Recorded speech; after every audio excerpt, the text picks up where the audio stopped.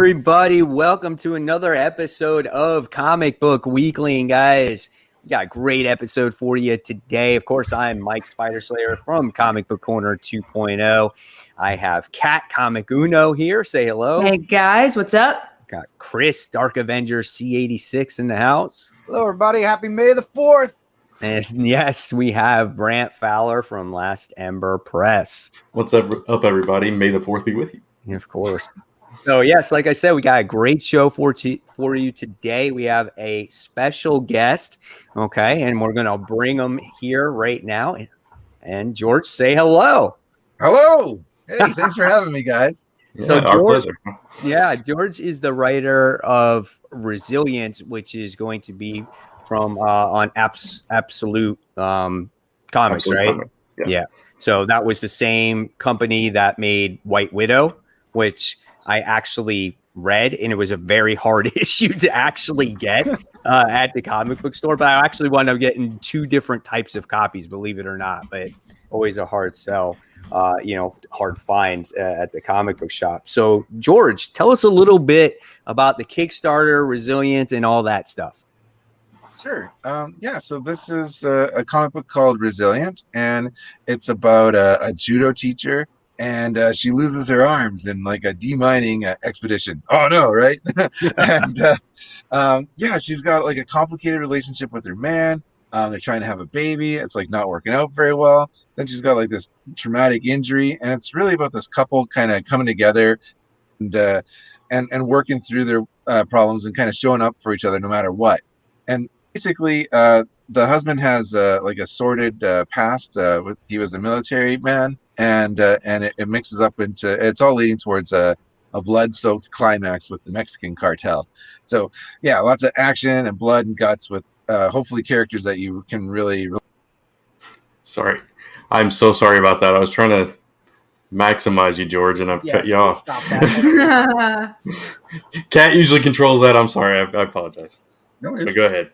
Finish your pitch there. Oh yeah, so that's kind of the concept. There is, it's kind of a bit of a revenge fantasy thing. I think if you like, movies like Kill Bill or things like that, that was one thing that inspired me. I think you'll like this. It's from the Absolute Comics group who did the White Widow book. They do I Made Boys Cry. They're known for like, really nice quality books. Gimmicky covers like lenticulars and metals and metal. I don't even know, foil stuff and all sorts of crazy, like kind of takes me back to like the 90s, like, crazy cover days, and it's fun. And this book kind of ties into the rest of the universe, and she's going to mix it up with the other characters in the Absolute Comics universe after we tell her like kind of 5-issue origin story. Mm-hmm. And how did you? Oh, sorry. You go, Mike. No, yeah, you go. What inspired you to write this particular comic?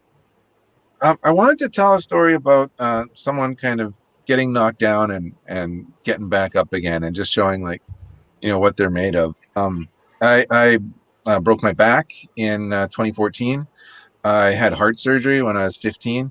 So I wanted to kind of talk about the recovery process after like a major injury sort of thing. But at the same time, I don't really like, like slow moving, like dramas, like where like people like slowly get better and they have like a little montage where they're like learning to walk. And so I didn't want to do any of that. I wanted like carnage and blood and guts and action. So I kind of mixed those things together.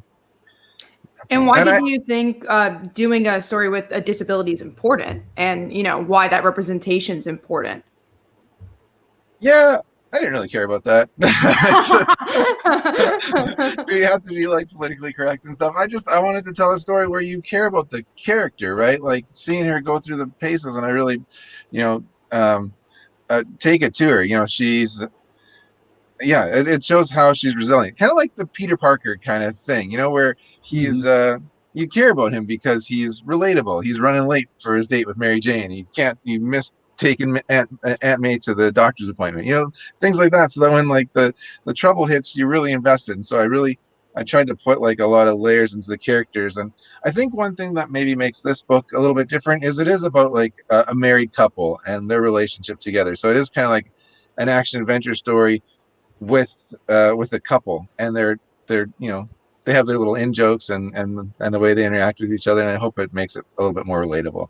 Right. I'm sorry, is it not okay to say I didn't care about that? Oh no, you're fine. No. It's just funny because sometimes you think of like it might be a serious answer. And it's like, oh no, I didn't. It's fine. This is what I came up with, and that's absolutely fine. I love that answer. Yeah. And also, it shows it's organic. It's an organic. It's honest. Thing there. Yeah. No, having like a bionic back isn't really as visual. Yeah. It's just like smashing into people. your robot back. I don't know. It wouldn't work as well. No, that's cool. I mean, I read the first issue and I thought it was pretty cool. And right away you can tell that the title makes sense to what's going on in the book. Resilient. You can see that the couple is struggling. They wanted to have a baby, and obviously that's not what's going to happen. And we can see that they're struggling with work issues as well. And then, like you said, there's a horrible accident that happens at the end of the issue, and you're just like, oh man. And it kind of gives you the answer right there. Like, right on the cover, you see her with these cybernetic arms, right? And you're like, wow, how'd she get these cybernetic arms? And by the time you read that end of that issue, you're like, okay, now it makes sense why she has these arms, So Yeah. it makes sense too why she will be good in martial arts, because you got to see that she was a teacher and everything. So it really explained everything really well right there in front of you. Yeah, and I like the way that you kicked it off with like she's in the thick of it, right? With this mob boss or whatever, and then that comes into play later on, and you got to keep reading to find out exactly how those two things tie together. So that's a really nice hook as well. Thank you.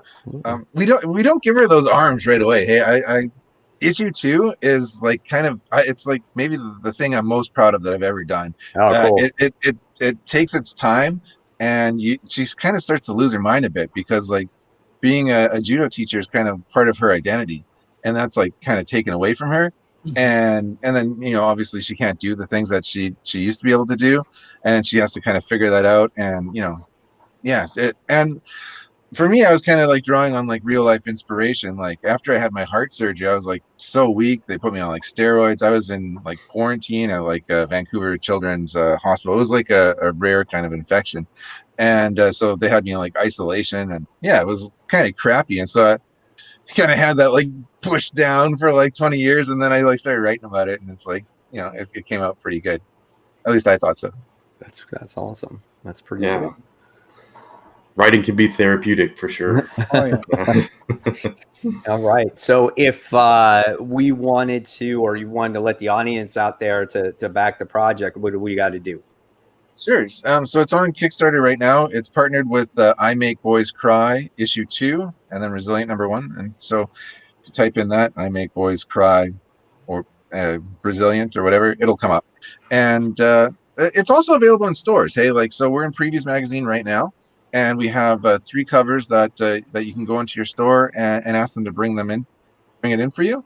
And it'll be in stores June 30th. But our Kickstarter is just like for like 10 days. So we just launched last night. We were funded in less than an hour.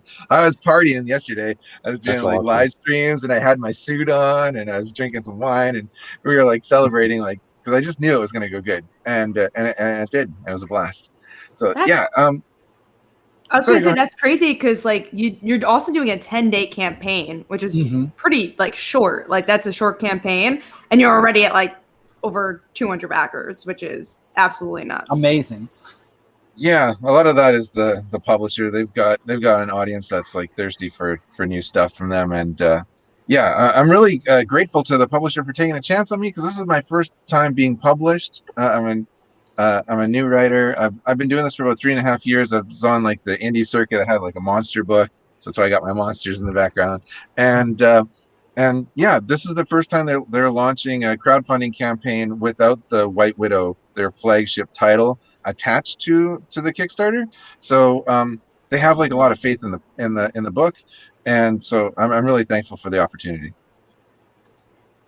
There's one of the covers right there. Yeah, I saw that cover when I first looked at the book, and I was like, wow, that's gorgeous. It's absolutely beautiful. Yes. It's really nice. It's by Ali Garza. He worked on like Supergirl and like Deadpool and stuff like that. Yeah. Sweet. And did you pitch this to Absolute Comics, or how did that all work out? Yeah, so I self-funded the first book and just kind of made it on my own. And then in 2019, I did like 18 conventions all across North America. It's in like New York, Los Angeles, down to New Orleans, up to Calgary, Alberta, just all over the place. Doing it kind of rock and roll. Sometimes I was sleeping in my van, like showering at truck stops. I was grinding it out there on the convention circuit, and along the way, I tabled with next to like Jamie Tyndall, the artist on White Widow, or his kind of like partner in crime, Murphy. And so I got to know those guys. And so then when I went to New York Comic Con, I met the editor in chief, Benny Powell. I handed him my book, and he's like, "This is gonna fit in." And he's like, "I like this book," and he's like, "Let's bring you on and make you part of the team." So it was awesome. Really cool. That's awesome. Yeah, Congratulations on that. Yeah, for sure. Thank you, man. Yeah, I've wanted this for a long time, and I really didn't have like the kind of courage to put myself out there and then it actually kind of took breaking my back to be like, you know what, I'm gonna do this. I'm not just gonna like live my life in fear forever. I'm actually gonna try and make this happen, and it's been going pretty good ever since. That's really good. Congratulations on that. So that's great, George. I really appreciate you coming on the show. We're honored to have you on here.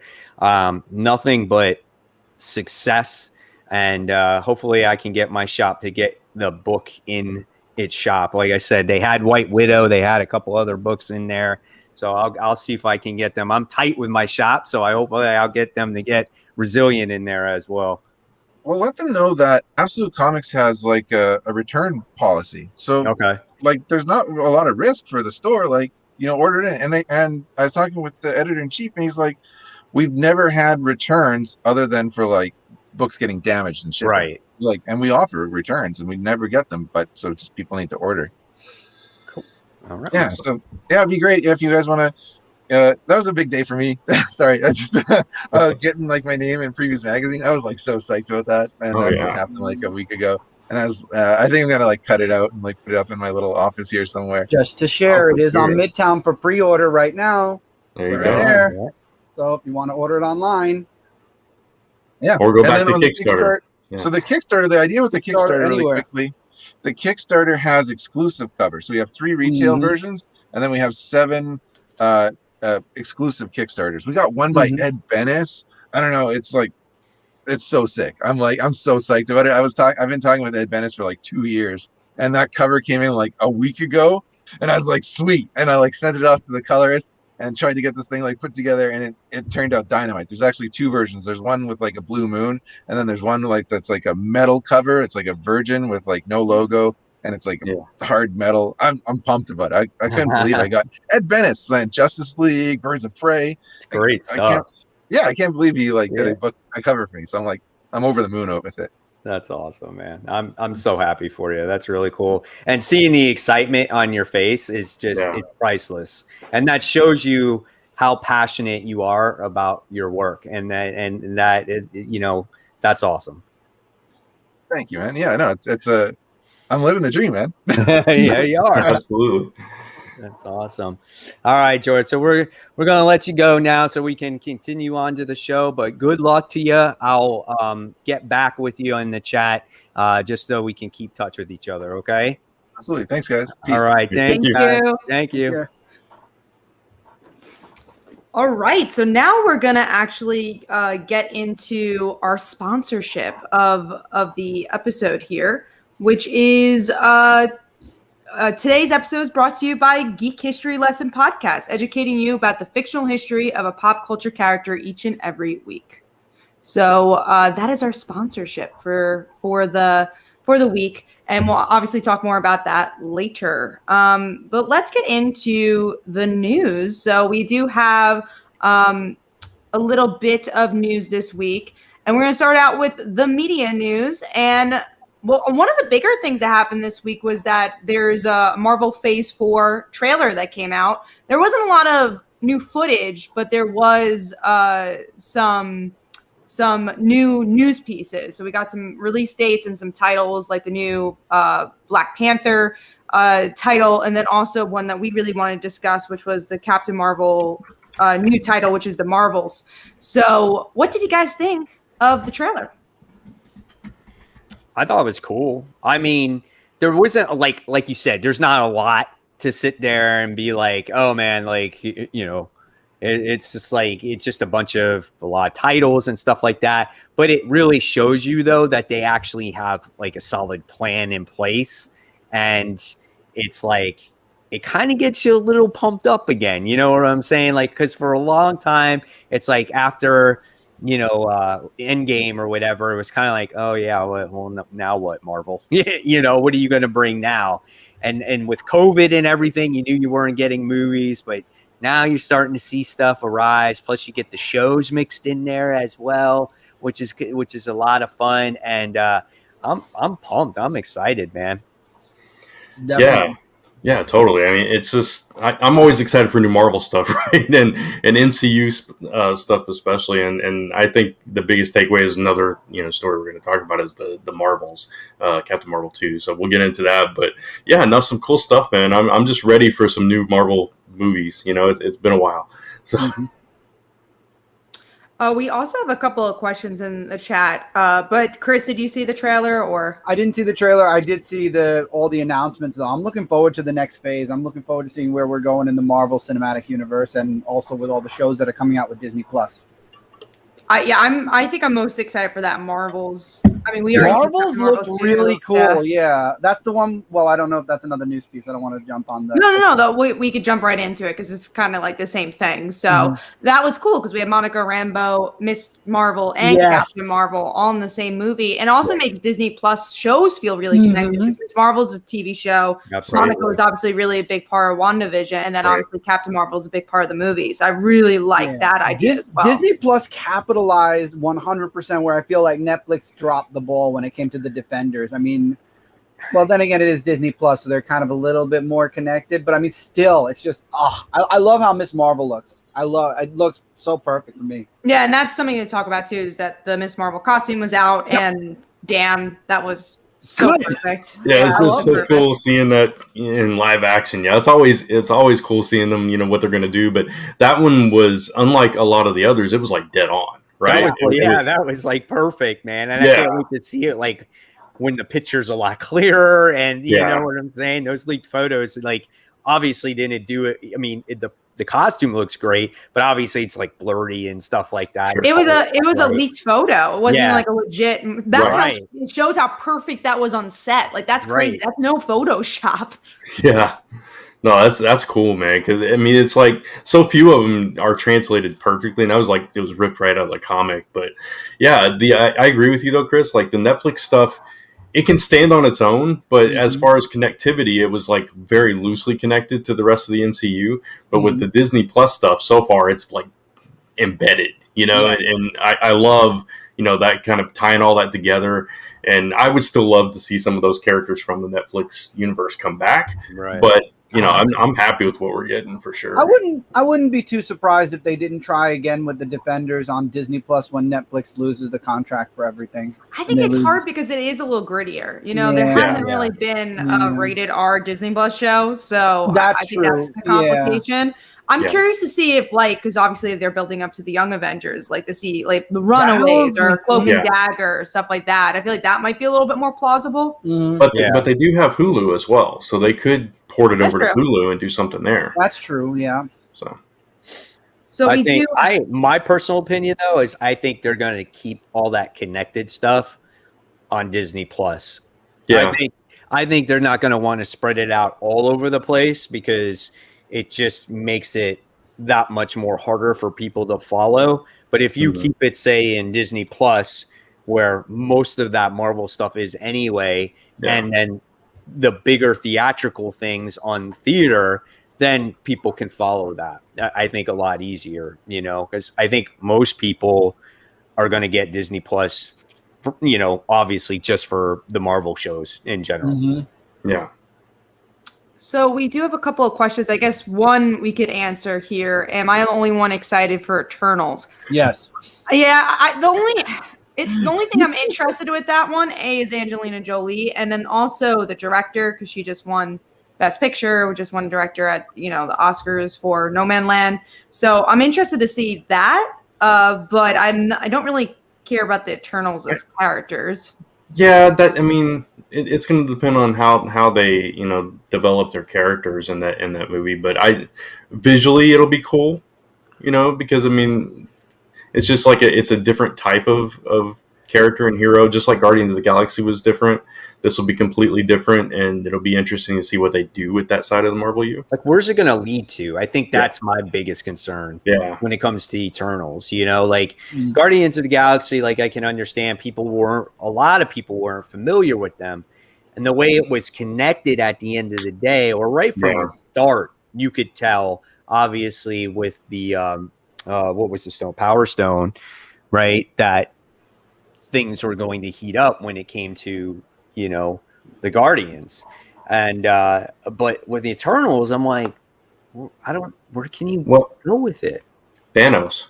There's a huge connection between the Eternals and That's Thanos. True. So that would be a way to bring him back into it. Yeah. I guess. Do I want Thanos again though? I don't know. Him again, like you just had a really good ending with him. Yeah. Exactly. We also had another question about Star Wars. Since it's Star Wars Day, I thought we could answer it. I don't think anyone's seen this show, but I'll ask anyways. Has anyone seen Star Wars: The Bad Batch? I saw mention of it on Twitter. I have Is no it idea what that is. It came out today on Disney Plus, Okay, right? Yeah, it came No, out. I didn't- then I definitely I watched didn't the see it. trailer for it.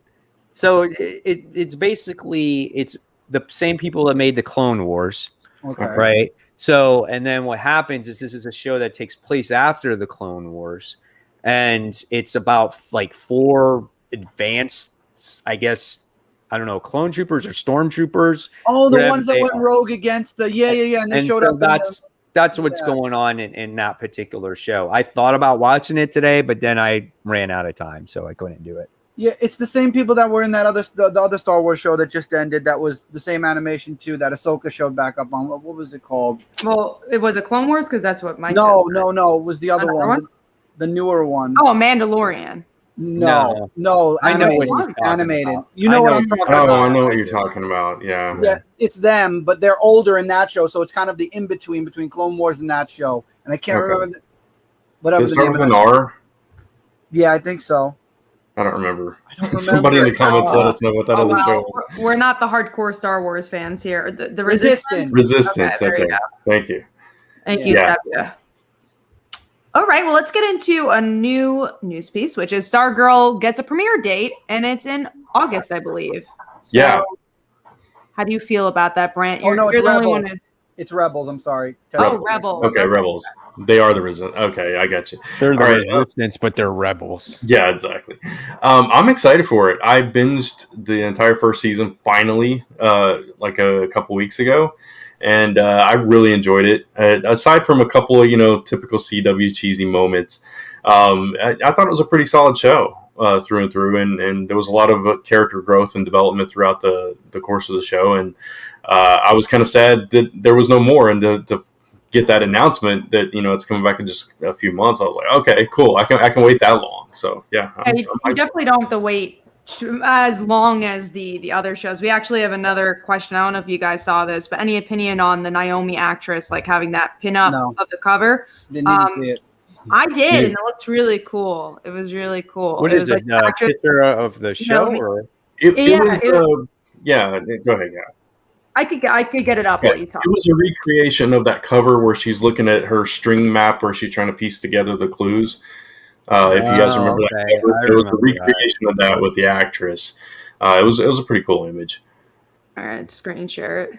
I don't know the actress, so I can't comment on that. But yeah, I thought they had announced the actress or something, but that's what it looks like. Yeah, so yeah, you can see. That's impressive. That's nice. And this is not a Berlanti show, so I'm excited for it because it's gonna be something different. So, and I also really like Naomi. So, right. And we also don't have a lot of black lead young woman superhero shows at all, besides Black Lightning, and they're not even the leads of the show because Black Lightning is. So I think that's really cool as well. Just Batwoman, right?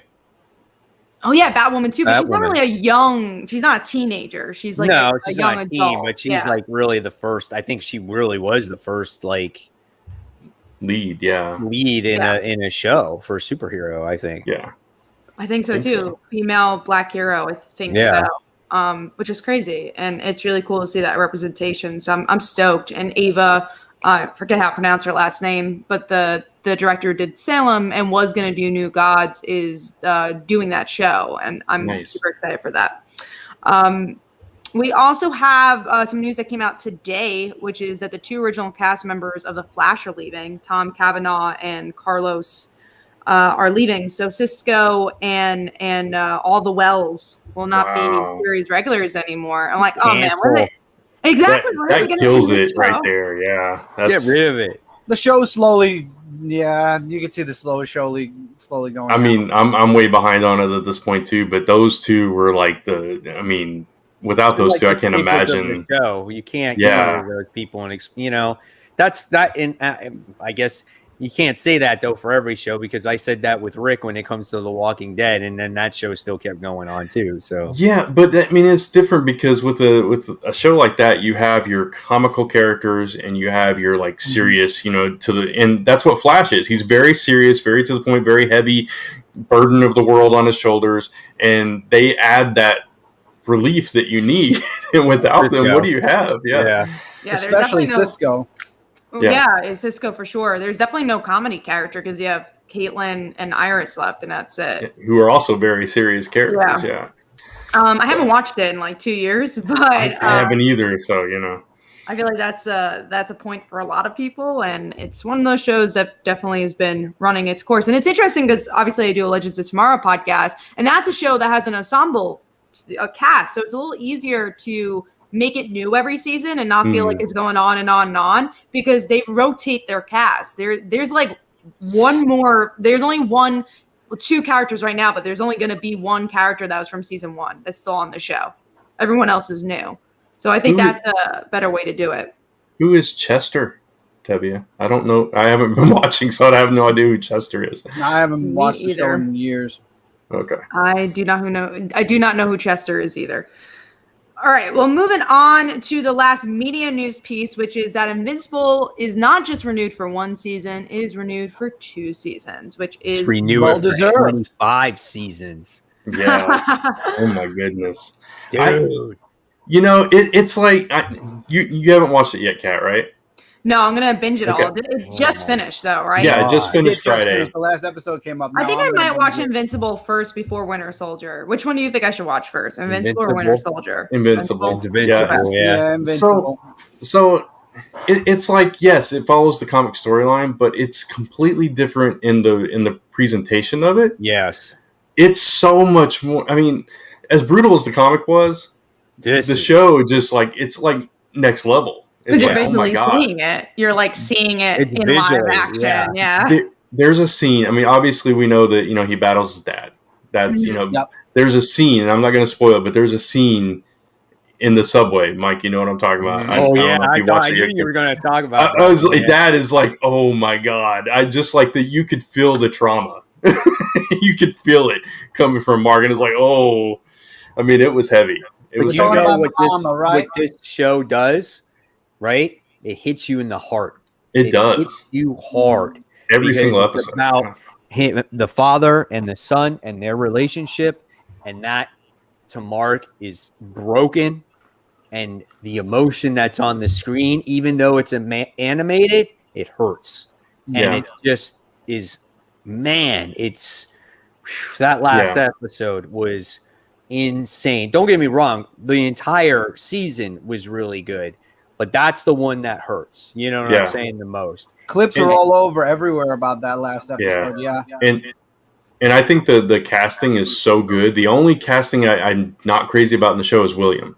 I think they could have gotten a better voice actor for William, but everybody else is just, I mean, it's like high caliber all the way through. The animation is high caliber, everything about it. Yeah.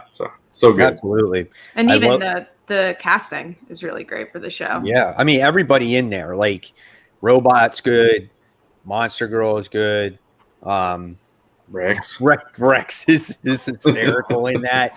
And it just, the dialogue in the show is amazing. Just about like, they don't hold back on the language. It's just, everything about it is just phenomenal. And it's kind of weird. It's like in Cecil, remember like how much of kind of an ass that he is, but he's got to make that tough call, you know?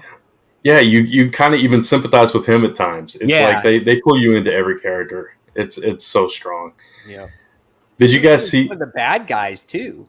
Oh yeah, the clones. Yeah, you feel for the clones, and man, oh man, there's so many good things about that show. That's a show where it was just like I could just keep watching and watching and watching, and just now where it goes from here, we'll see what happens. Does it stay to the comic exactly, or does it, or does it veer off? But either way, I don't care because I was immersed like I never read the comic before. Right. Wow. Yeah. Totally. You're really hyping up all these post episodes after that pilot, because that pilot for me was so slow. Did you guys see the video where Robert Kirkman called up Stephen Yeun and told him the news? That was pretty cool. Yeah, that was cool. Oh no, I didn't see it. He gave him the news. He's like, I just want to let you know we got renewed for 2 seasons, and he's like, oh really? That's cool. That's awesome. it was cool. Yeah, it was like a very Comic-Con type video. Yeah. All right, well, let's get into some comic news, which is very little, and I don't even know if I'd count this as comic news, but I put it in that section, which is that DC Fandome is returning in October, which is usually a New York Comic-Con month, which, New York Comic-Con is happening. I guess it's cool. I think it's interesting, even as I guess we're getting Comic-Cons back, they're still going to do this DC Fandome thing. I remember being a little underwhelmed with it, even though some of the media stuff was good. The comic stuff, they had nothing from DC Fandom. Yeah. That I don't think I even watched that much of it, but I didn't watch any of it. Yeah, I may not have either. Since there was no convention, that was the COVID thing, right? Yeah. Right. Yeah.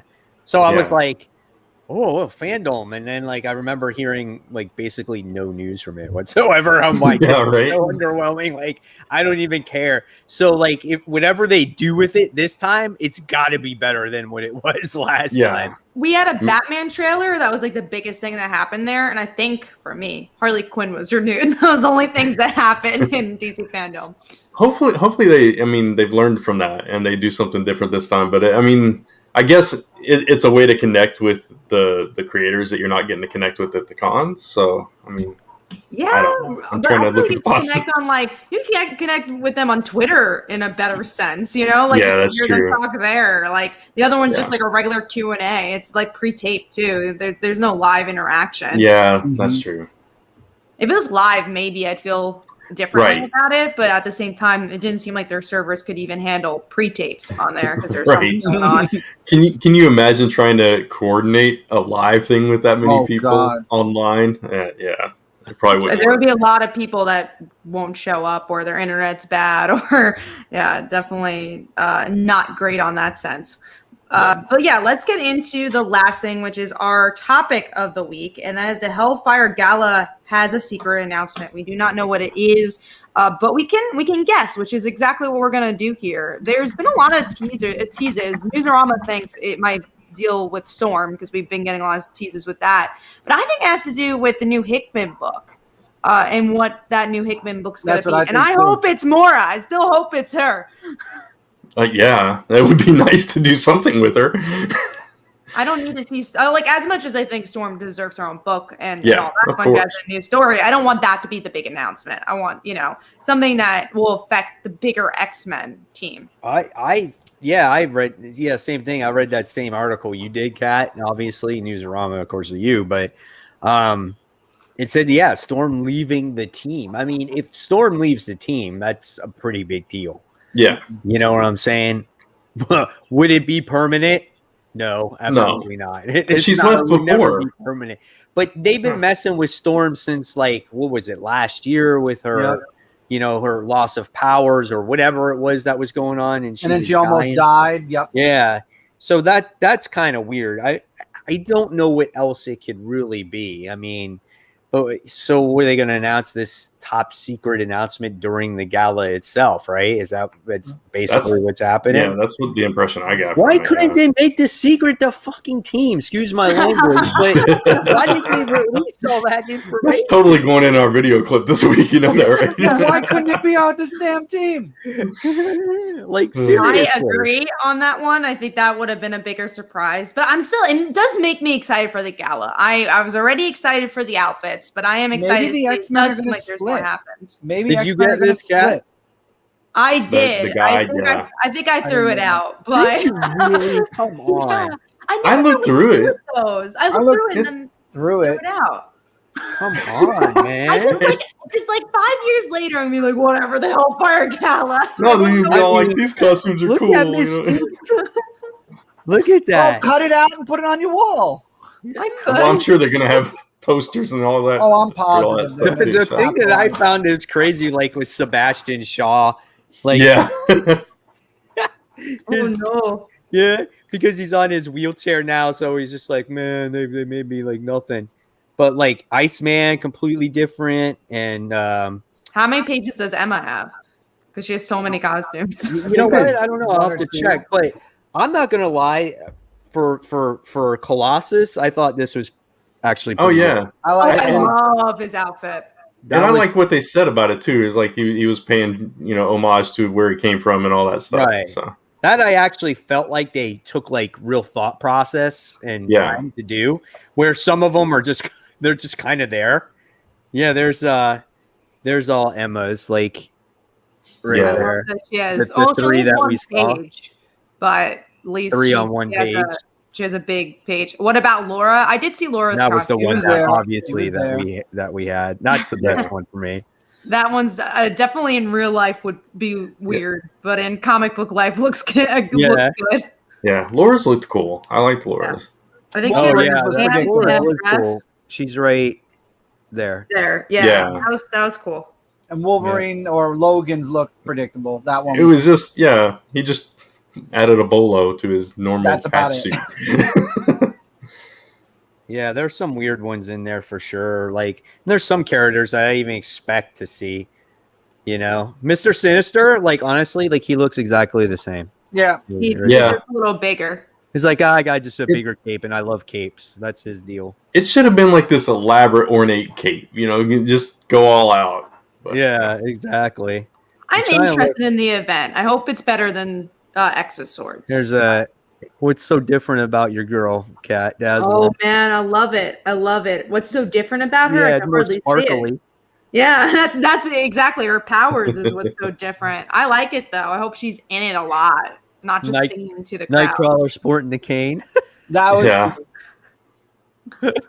Oh man. They fit their personalities really well because that looks very Yeah. like middle age.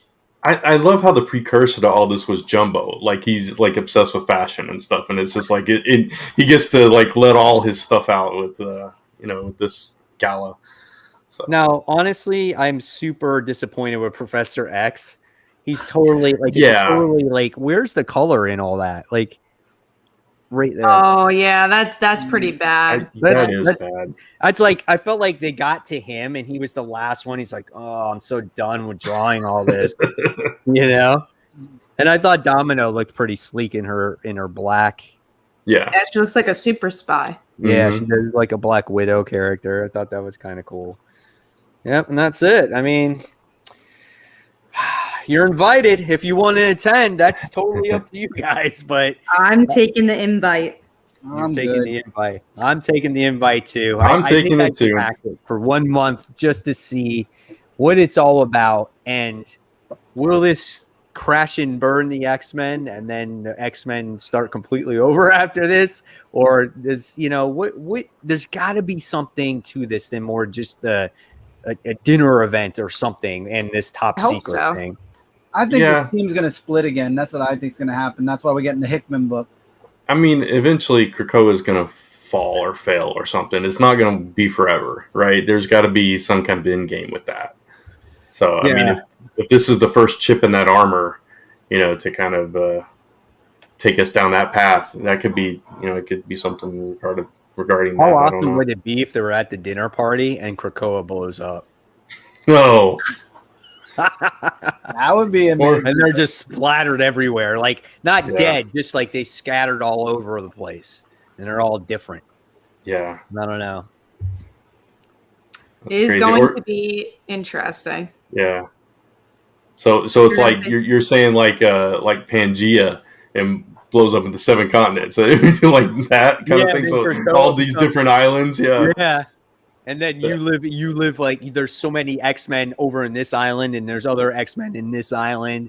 That would be I like interesting. that. That's how you get new X-Men books and with certain characters with each other, and somehow And they now have you do to Civil live. War 3. What's that? Yeah. Civil War 3. Oh yeah, just do it X-Men style. Right. That'd be cool. But yeah, that's our X-Men talk. And we also have our sponsorship for the week. So we're going to talk about that. If you love learning all the fascinating facts and histories from comics, film, and TV franchises, then keep listening. Geek History Lesson is a weekly podcast hosted by Ringo-nominated comic writers Jason Inman and Ashley Robinson. Each episode includes deep dives into character histories, stimulating discussions, and character impressions. Want to know the first appearance of Sam Wilson, the Falcon, learn about Aquaman's original superpowers, or discover Zemo's greatest supervillain scheme is bad publicity? The Geek History Lesson podcast will educate your geeky mind. New episodes of Geek History Lesson drop every Tuesday morning, and check out any of 364 past episodes, including guests like Tom King, Christopher Cantwell, and Kelly Thompson. Enter a Mind University and listen to Geek History Lesson on Apple Podcasts, Spotify, and wherever podcasts go on in your ear holes. Learn more about the show at geekhistorylesson.com or at GHL Podcast on Twitter. So definitely go check that out. I think we have a link somewhere. Brant, do you have the link to share in the chat? Yeah, I'll get in just a second. Yeah, so thank you, Jason and Ashley, for sponsoring the show again. We appreciate that. We do. And obviously also go check out our iTunes if you like listening to audio podcasts, because we do have an audio version. And if you leave a 5-star review, we will read it on the podcast. Yeah, and new episodes. What's that? Comment here real quick. Okay. Sure. A guy on a Buffalo, he goes, "Thank you guys for the entertainment. Sitting here for the second day waiting for my child to be born. I needed something to spend my time on until the party begins." Oh, That's awesome. Gonna be a Congratulations. party. We're happy to keep you company, man. Yeah. We're That's here. awesome. Oh, wait, who knows? We might still be on by the time your baby's born. Might be the first baby born in comic book weekly history. Exactly. Fingers crossed. Yeah. That would be awesome. Congratulations. Yeah, congrats. Congrats, definite. Yeah, We so also- new up. I go was just ahead. going to say also we have JD who mentions Geek History Lesson looks good. I'll give it a shot. It's awesome. Awesome. Yeah, for sure. So I was just going to say we new episodes of this show drop on iTunes and everything on Fridays. So if you want to go check that out. And we also have another live shout out from our Kickstarter backers. So we want to shout out Farhan from Digitopia Comic. Go check him out. Farhan's a cool guy. He's got a really great comic, and I'm sure he'll be returning to Kickstarter soon. So. Awesome. And thank you, Black Knight, for that comment about Stray Dogs 1, 2, and 3 today. I hope it's as good as you say. It looks good. First of all, I just want to tell you, issue 3 is the best because it's the issue. So check that out in the back. And I'm telling you, Stray Dogs is where it's at. They can make an animated movie off of that, and that would be pretty awesome, I think. Yeah. If anybody was confused about it and showed it to the kids, they would be traumatized for life. Yeah, but it would be very good. Yes. Yeah, let's hope that didn't happen. I'm sure it has, because it really does look like a kid book. So we are going to pass it on to Chris for the Under the Radar. Under the radar this week, the books we think you should hear about that maybe went under your radar. And this week I'm going to start with Brant. Yeah, so mine is Summoner's War Legacy #1. This is a new comic from Justin Jordan based on a mobile game. And I've never played this game. I didn't know anything about it. But this is the first time it's become a comic. And I just checked it out because I'm a fantasy fan, and it's one of those summon monsters kind of stories, and I thought it looked cool. The art was really nice, and I really enjoyed it. I read 3 fantasy books this week, and this was by far the best of them. And just like I said, it's like an animated style art to it, and you get pulled into the main characters right away.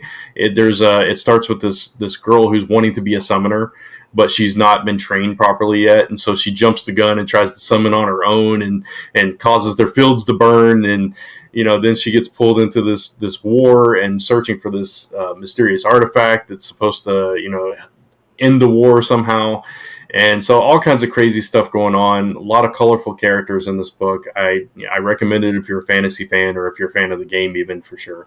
But I really enjoyed it. So. All right. Sounds good. Brant is the fantasy leader, though. That's for sure. Yes.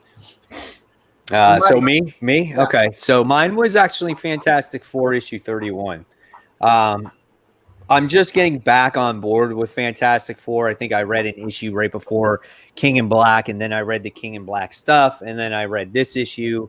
And I'm digging what Dan Slott is doing with the book. I think he balances out the characters right, and I think he kind of gets them.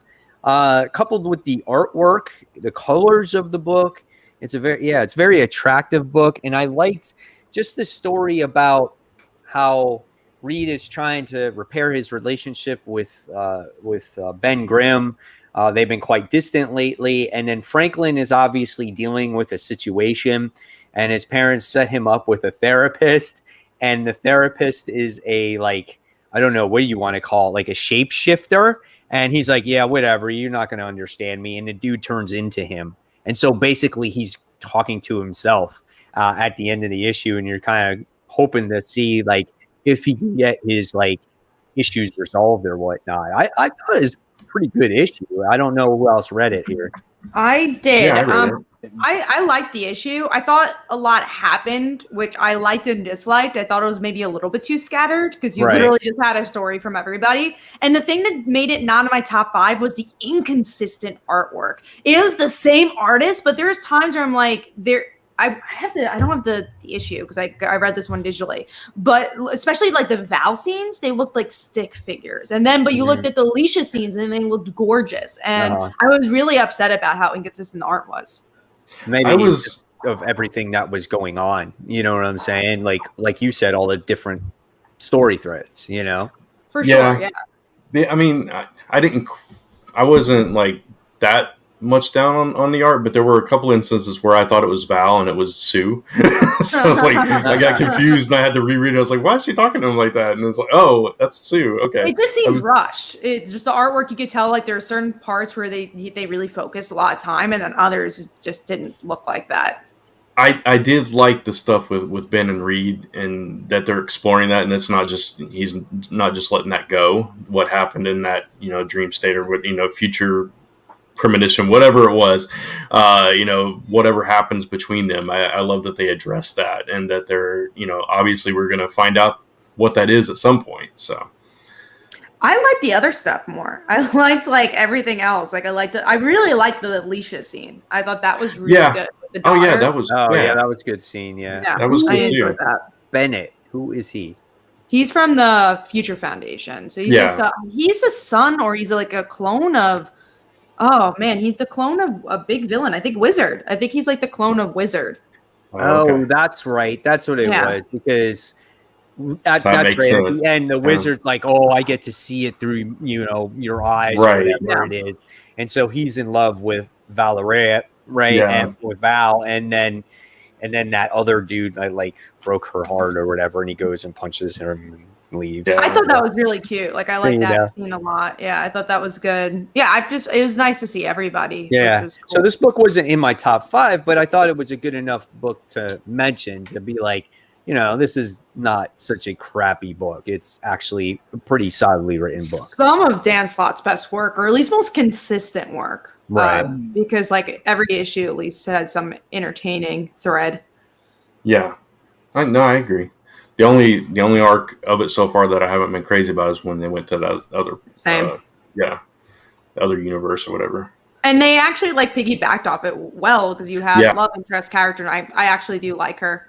Yeah, Sky, and you know, obviously coming up is that whole thing with Crystal and Sky and the scroll. So it's going to be that's the next issue. The wedding. I'm stoked to talk about Fantastic Four with that. Yeah. All right. So with that, let's go to Kat. What was your under the radar? Mine was Shadecraft issue 2. I actually thought this was better than the first issue, and I really liked the first issue. I believe the first issue was my pick of the week, and this I really liked the brother and sister dynamic a lot, and also like the mythology growing and finding out that the shadows had it like is coming from her. The artwork was really good. I just thought it flowed really nicely this issue, and yeah, I really enjoyed it. I think I still like the first issue a little bit better, but I did really enjoy this one, and for the same reasons. I love the stuff with their brother and slowly learning, you know, the secrets of the shadows, if you will, and him like really emotional moments when he realizes how much of a burden he's been and goes and watches what's going on and that kind of thing, and then this counselor comes into it and it's like, what role does she play? And she has a gun. Yeah. I don't know what good a gun is going to do against a shadow, but sure. And you know, unless she's maybe it looks like a regular gun, but maybe she's just going to shoot the kid. You know, who knows? But yeah, I liked it was good. I liked it. I actually I agree kind of with Kat on this one. I like the second one better, just because it was more. I loved seeing the humorous parts of the book, and that's what made it fun for me. Like how I put on my panels, like they're reliving the whole kiss situation. He's like, "Wait a second, let me go get my popcorn." You know, and I'm just like, I found all those things hysterical. The whole thing in school with the locker, making the girl with like the big donkey's ass and everything like that. Yeah, like fun stuff. Yeah. That was fun, man. I like that. And then it got kind of serious at the end. You're kind of like, you know, all you see as the reader is just her shadow or her brother, but there's something much more surrounding her, which leaves that huge mystery. And I really like that. Yeah. All right, and my under the radar goes to Spawn 317, the final fight. Now I can't remember the name of the giant Spawn, but I know Mike knows it. Omega. Oh, it is Omega. I was right then. Yeah. So Spawn, Medieval Spawn versus Omega. And then the new Hell Spawn actually teams up with them. They finally defeat Omega. At least it looks like they do. And now they want to find out more about this new Hell Spawn. I'm loving the artwork in this book. I think I went through it like twice just because I really love the artwork. I'm interested in, I have to go back and still read the previous stuff that's been going on in the book, but it's super solid. I can't wait for when they expand and they do the other books as well. I don't know how you felt about this issue, Mike, but I like the fight in this for sure. And how this one was good for me, but it wasn't as strong as I thought the last issue. But it's not taking away from the series at all. I still think that this has been an excellent story arc and definitely a solid lead in into everything that is going to go on. And that's the true point of jumping on at that point when it comes to Spawn. But yeah, seeing all these different characters is like really awesome. And you know, he's fleshing out his universe a bit, and I'm really excited about it.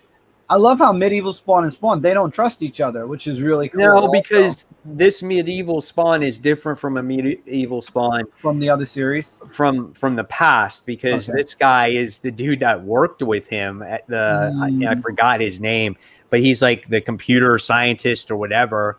And the armor was just sitting in the room, and he's like, "Oh, let me see if I can take a selfie with myself and the sword, and let me put on the helmet and stuff like that." And then all of a sudden, he became part of it. But he is obviously like a good soul, so he wants to do the right thing and help Al. So it's cool. Yeah, it's all right. Yeah. I loved it, and it's definitely in my top 5. But that's all of our under the radar books this week. So I guess I'll pass it on. I'm passing it to Mike, right? We have nothing in between. Right. Okay. That's right. Passing it on to Mike with top books and top 5, big books and top 5. All right. Yep, man. We got it. We got the big books, top 5. Like always, there's always going to be spoilers because the books came out on Wednesday. Some of them came out last Tuesday. Unfortunately, none of us have the time to get Tuesday's DC books, so that's why we do not talk about those books. Unfortunately not, guys, so sorry about that, but don't spoil anything in the chat when it comes to those books because we're getting those actually tomorrow. So all right, here we go. So let's talk about a DC book that came out last week, probably one of the most anticipated ones, and that was Robin. This is issue 1. This book was a lot of fun. I know a lot of people were like comparing it to like how it was like Mortal Kombat. You know, there was a fight going on and whatnot. And I thought the artwork was solid, and it was a quick read. I can say, like, it was like 5 minutes and it was over, you know, but everything that happened in the book was great. The only problem that I had is you got to meet Flatline and she took him out so easily. Now, whether that's all true or not, or some hallucination or whatever the case may be, we're still yet to be determined, but I thought the book was solid. I love the artwork in it, and yeah, we'll see where it goes. What do you guys think? Yeah, I really enjoyed it. I mean, you mentioned the Mortal Kombat comparison there, and that's the first thing I got from it. You know, trying to get passage onto this secret island for this super secret tournament. You know, and you know, fight to the death and all this stuff. And yeah, it was really good. It's definitely connected to Bane. I love how he beat up Bane's father in the beginning. Was it King Snake? Right? That's what you're talking about? Yeah. Yeah, and I love that too. That was one of my panels. I referenced that because like Tim Drake had his big storyline where he battled King Snake, and that brought me back. It was like, okay, and they referenced that too, and it was like, that's really cool that, you know, it's nostalgic. You're tying the Robins together there, and I love, you know, Damian's bravado. He's like, you know, I'm the son of the Bat. I'm, you know, and then it's like, oh. Not as tough as I thought I was, I guess, you know, so very interesting. Yeah. Michael brings up a good point, maybe the Lazarus pits, which would be really interesting if Damian died, comes back with the Lazarus pit. Oh, 100%. Yeah. Well, I mean, it is really cool. It is the Lazarus, whatever, you know, that's where they're at, right? League of Lazarus, Lazarus Island. Yeah. That would be the second time Damian was brought back through the Lazarus pit. Yes. He died once before. Yeah, which I would be interested to see psychologically what that would do to his character. Yeah, this is a really solid issue. I'm stoked to read more. I like the characters who've appeared in the issue. I think Hawk was in there as well, which I didn't expect. Yeah. And I also like kind of the small moments. I really like that manga reading moment where he's just a kid. Like that, really like that, and him talking to Alfred. Like I thought it was a really good start. Yeah, it's showing you that side of Damian that we don't get a lot. You know, we get the, you know, the sarcastic, the, you know, know-it-all, and the annoying side of Damian a lot more. But that was like humanizing. That was very humanizing, those moments. Yeah, so I appreciated 100%. That too. Yeah, I agree. All right. So, and we got a premiere. We got a premiere of the character at the end of the book. Yeah, Flatline. Yeah, Flatline. All right. Next, we have Miles Morales, Spider-Man, issue 25. The Clone Saga begins now with Miles getting pissed off at Genki about him dating his ex-girlfriend. Do that. Get your hand. Talk about a reaction, right? Yeah. That was a wow, dude. That was so out of character. Yeah, it's like, this is your, like, I get being like maybe sad, but not like you're gonna punch him in the face. Like that's your best friend. And I don't know much about the love interest and like how long he was with this girl or what their story was because I wasn't reading it. But I was like, okay, I guess maybe people have been reading this book like that. I don't know. I have a theory, and I don't like the theory, but so you think he's a clone? Yeah, I think so. He was kidnapped by that guy twice. That's right, and tortured twice. Yeah, and now he's like in that journal entry that he put in there. He's like, I don't know why, you know, I got so mad, and you know, I've been so mad lately, and yada yada. And then like at the end, you know, the brothers, you know, we need to talk. So yeah, I think they're going the Peter Parker route full on, where he's maybe got replaced and he doesn't know it. So, oh boy, that's a twist. And because like we already had that with the regular Clone Saga, like, exactly, it's like we could already predict it. And that's what I didn't really like about this issue. And I didn't hate this issue because I thought the artwork was really, really good. Oh, like, yeah, I love the art for the book. But I'm just like, I've seen this before. What makes this different? Why should I care? It's just like, there is no thread that was that interesting. You have to keep reading to find out. Yeah. I'm only reading this arc. I'm done with Miles Morales after this. This is like my third time trying this Mine run. too. And too. Same thing. I'm gonna read through this just to see what happens. I mean, one of the clones kind of looked cool. Like he looked like a spider, kind of. Like I thought that was neat, you know. It's like, I mean, it's not a bad book, right? It's like, but like you guys are saying, there's nothing to keep you pulled in, and right. Like the last arc with Ultimatum, I kind of went back and did a refresher because I wanted to be prepared for this one, and I'd missed quite a bit. So the last arc with Ultimatum, it's like it just ended like really abruptly. Like it was like he was about to be pulled back into the Ultimate Universe and be gone forever, and then it was just like done. Yeah. It's like okay, and then it went into King of Black, and it's like okay, that's So I don't know. I think they're still trying to figure out exactly what to do with the character and where he fits into the larger Marvel universe, and that brings us back to revisiting the Clone Saga. So we'll see how that goes. That definitely sucks because Miles is such a cool character. Yeah. That's what I always say about this. And I love Miles. And up to this point, I had read every Miles issue. Like every Miles book that come out, I've read every issue. And then once we got to this, I was just like, I really don't like it, you know? So I stopped reading it. And that's such a shame because I liked reading Miles Morales monthly. Yeah, I mean, you may make a good point though, Brant. Like he might be still captured, and they're still making clones of him. And now they're just getting out into the city, and this might be the maybe most reject clone of them all, where it's the most closest to him. Right. You know, so I don't know. I mean, we'll see. I hope I'm wrong because that would just, you know, but it seemed like is this one won't go on for like 3 years. This would go on for an arc because they would figure it out. Yeah, that's true. So that's the big difference there. All right. So that's the Clone Saga. So we'll see what happens with that. Now let's go on to our top 5. All right. My number 5 is Berserker issue 2. So I read issue 2.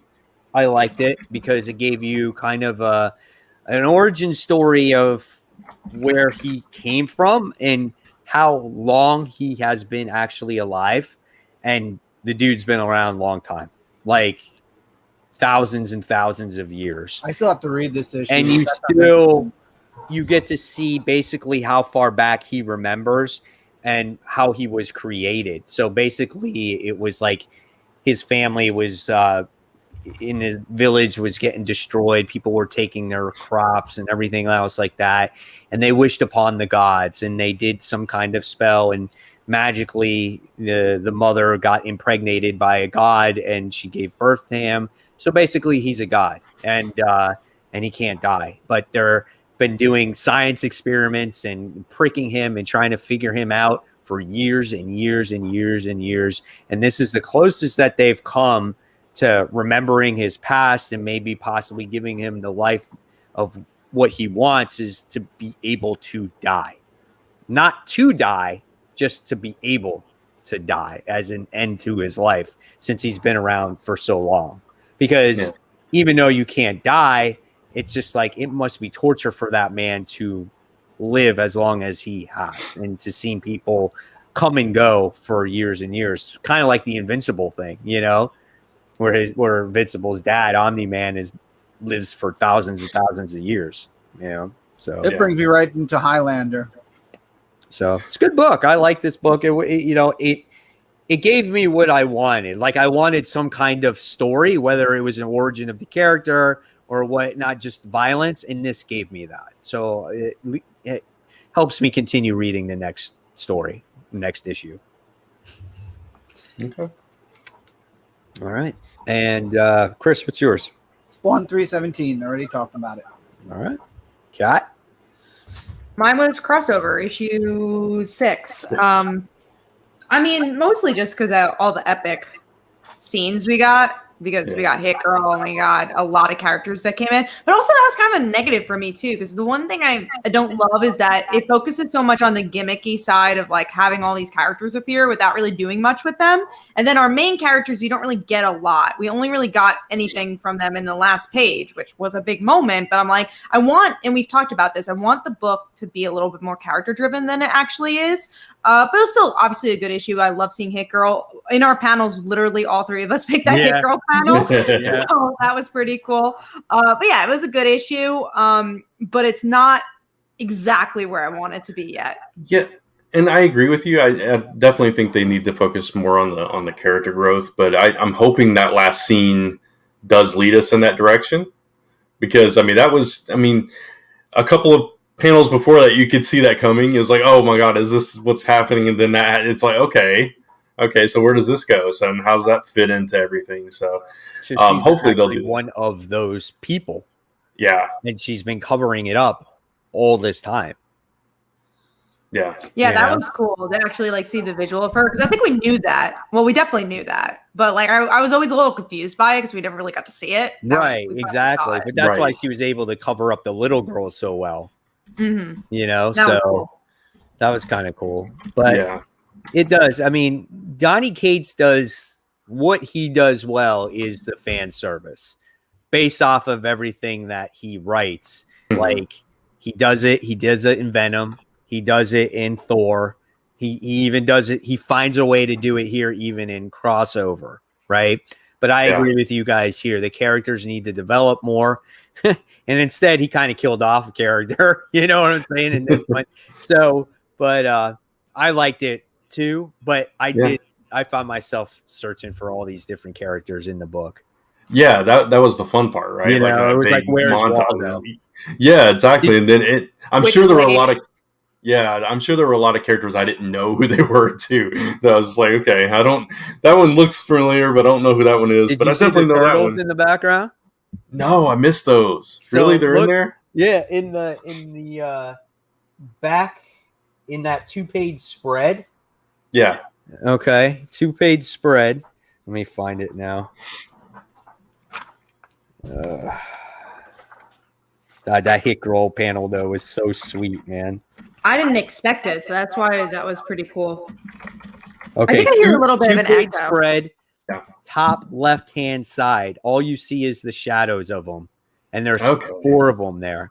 So they're right there. Oh, yeah, I totally missed that. Yeah. Wow. So I was like, oh, those are the turtles right there. Where are my paper girls? That's what I'm axing for.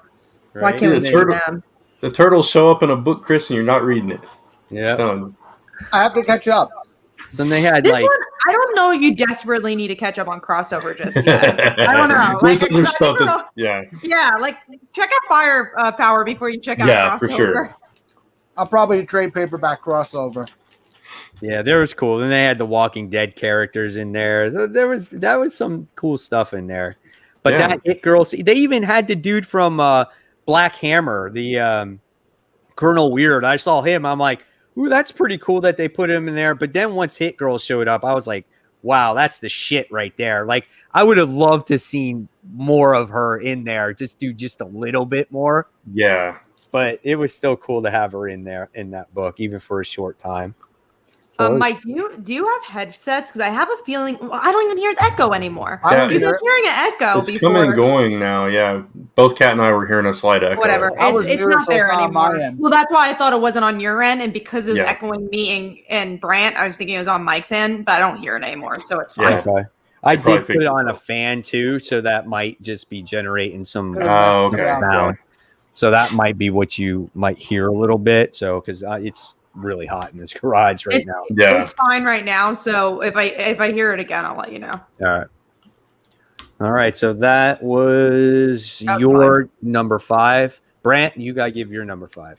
Yeah, mine. I feel like we're gonna have mixed feelings about this one, but Teen Titans Academy number 2. Oh my god! I really enjoyed this issue. I love this issue. It's not in my top 5. But I did find that it was an improvement from the last issue. You guys, Yeah. It is in my top I 5, and hated I this liked it. issue. I liked it so much. I mean, you start off with this girl, and I forget her name, but the one with the The one blades. that's connected to Red X. Yeah, and it's like there's like this little mystery brewing, and I'm hearing the echo now. I heard it for a second. Where you slowly find out that she's tied in with Red X, and that's how the Suicide Squad gets brought into it. So I enjoyed that mystery developing throughout the issue, and just some like fun comical moments like Cyborg and Nightwing standing outside the room talking about this guy that reminds them of Connor. All the while, he's playing Core and Barbara, that whole thing, yeah. She's like, you just want to go back to Bloodhaven because of Barbara, and he's like, I hated that. I absolutely it makes hated it look that so scene. bad. It makes him look like a player. It does. It really But does. also, it doesn't even play with what's going on in the Batman books. It felt like, editorial not talking to each other. That was one of the parts I hated about that issue. I didn't like that part. Yeah. But I also thought it was so spread thin still. There were so many characters that were talking. I just I don't like this book. I felt like when you compare issue 1 to issue 2, though, issue 1 was a lot of talk, very empty. But there was a birthday party. But it was very empty, not a whole lot going on. Overwhelming. Though there was still a lot of plot threads going on, right? It was like manageable or containable. You know what I'm saying? So like, you could definitely get what was going on there. Yeah, so for sure. I kind of was okay with it. I agree though with the Barbara situation. Like that really wasn't needed. You didn't need to waste a page in that or go into that relationship aspect piece of it. You could have just did with whatever her name is. Bolt I think her name is Bolt or Bolt. Yeah, that's Alita. it. Alita is her. I think is her real name. And then the other situations at hand. But it was all right. It was better than the first issue. So I think it still has promise. It makes me more curious about certain characters, though, like the guy that reminds him of Connor. I'm like, I want to know where he comes from. What's his deal? And now that Red X like totally outsmarted him, I want to know who this is now. It's like, okay, if he can get the jump on Nightwing, what is this guy? Who is this guy? What's his deal? I still don't care. I still don't care who Red X is, and I think that's my biggest thing. I hope next issue impresses me because we'll talk about the chopping block, but it's getting close for me. All I want to do is have a DC vote. Who does Nightwing end up marrying? Starfire or Barbara? I honestly don't know who would win that. I don't know who would win that either because both relationships, there are fan favorites for both. If we're still playing in the future state, there's obviously something that happened between Starfire and Nightwing, and that's kind of where this is headed, I think. Yeah. But I think they could have done something different than that. I agree. So get your votes in now, people. All right. So that was our number 5. So next book we're going to talk about was Detective Comics issue 1035, trying to solve the murder of what was her name? Sarah, right? But she's not dead. She's back at the end of the issue. She is a zombie. She's a zombie. She's a Walking Dead. I didn't think this issue was as strong as the first issue. Yeah, me either. But I still liked it. It was a little slower. It was definitely more Bruce just like putting the pieces together type thing. Yeah. And I like the cliffhanger. And it's still a good book, but it wasn't as good as issue 1. Yeah, I agree. Yeah, I agree. It was just kind of like, I don't know. I don't know what I wanted from it, but it felt a little slower to me this issue. I agree. Yeah. But the art's still so good. Oh, yeah. The art's gorgeous. It's still a good book. Don't get me wrong. Mm-hmm. Issue 1 was so good. Yeah. Did anybody read just the first issue of the story arc? Remember, we're in 1000 something. Yeah. Yeah. Was there a backup story in this one? There was Huntress. Oh, yeah. Okay. I did read the Huntress story was actually good. I liked that story. I liked it too. Yeah. It was like about the girl that she saved and saved the cat, and then she winds up getting killed at the end because of just one decision that she didn't make. And that was the backup? Yeah. Oh, Yeah. okay. The Hunter story was good. I actually liked liked it. that Yeah, better I than read it. Detective Comics. Yeah. Yeah. I thought it I was didn't really read the good. Now backup that in you brought action. it up, I was like, I totally Yeah, I didn't forgot either. about it. When I read it, I really enjoyed it. I was like, wow, that's pretty. And it had good Story. artwork too. Yeah. And what's good about that, it's going to tie into the main story because we know Right. Huntress is going to appear. And then also she's getting her own one shot. So it's cool Yeah. that she's starting out in a good place. Mm-hmm. Agreed. Absolutely. All right. Next book is another book that was really solid this week, and it continues to be solid. I was a little bit worried after the first story arc, but man, Black Widow issue 6, man, that book delivers in so many ways. Good. It's So such good. a good book. Love that book. I mean, just the battle scenes of her fighting these big, over gigantic brutes and taking them on and beating them down was fantastic. Meeting this girl who is a pickpocket and just her analyzing, and then her and Yelena coming together thinking like, hey, is this like we need, new recruits, and them, possibly doing another Red Room or a sidekick or something like that. Yeah. God dang. And you talk about artwork for this book. It continues to be so solid. It's such a gorgeous book to look at. It's awesome. I used a page from this series to send to an artist today. It's for a reference. Yeah, I was like, we want something like this. Yeah, but I love this this issue. I love this book. This is like one of my favorite books right now.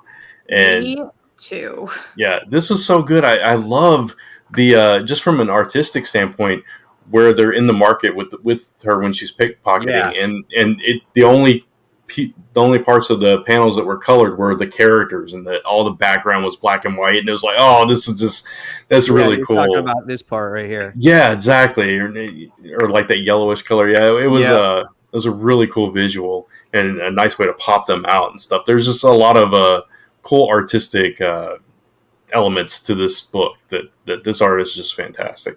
And I like that new character. Like, you only had like maybe a page with her, but that one page I was already engrossed. Just she's the way spunky. like you thought she's funky, and the way that Natasha related to her, and then also White Widow relating to her. I loved it. And the video game stuff, it was just so well. It was so well balanced because you had really good action, but then the emotional stuff. You even get a little bit of information from the family stuff from the last arc. That's not forgotten. If you're not reading Black Widow, even if you don't like Black Widow, read this book. It was so like natural. She gets triggered by a rubber ducky, and it's like, and then you right see here. Ooh, that was so good.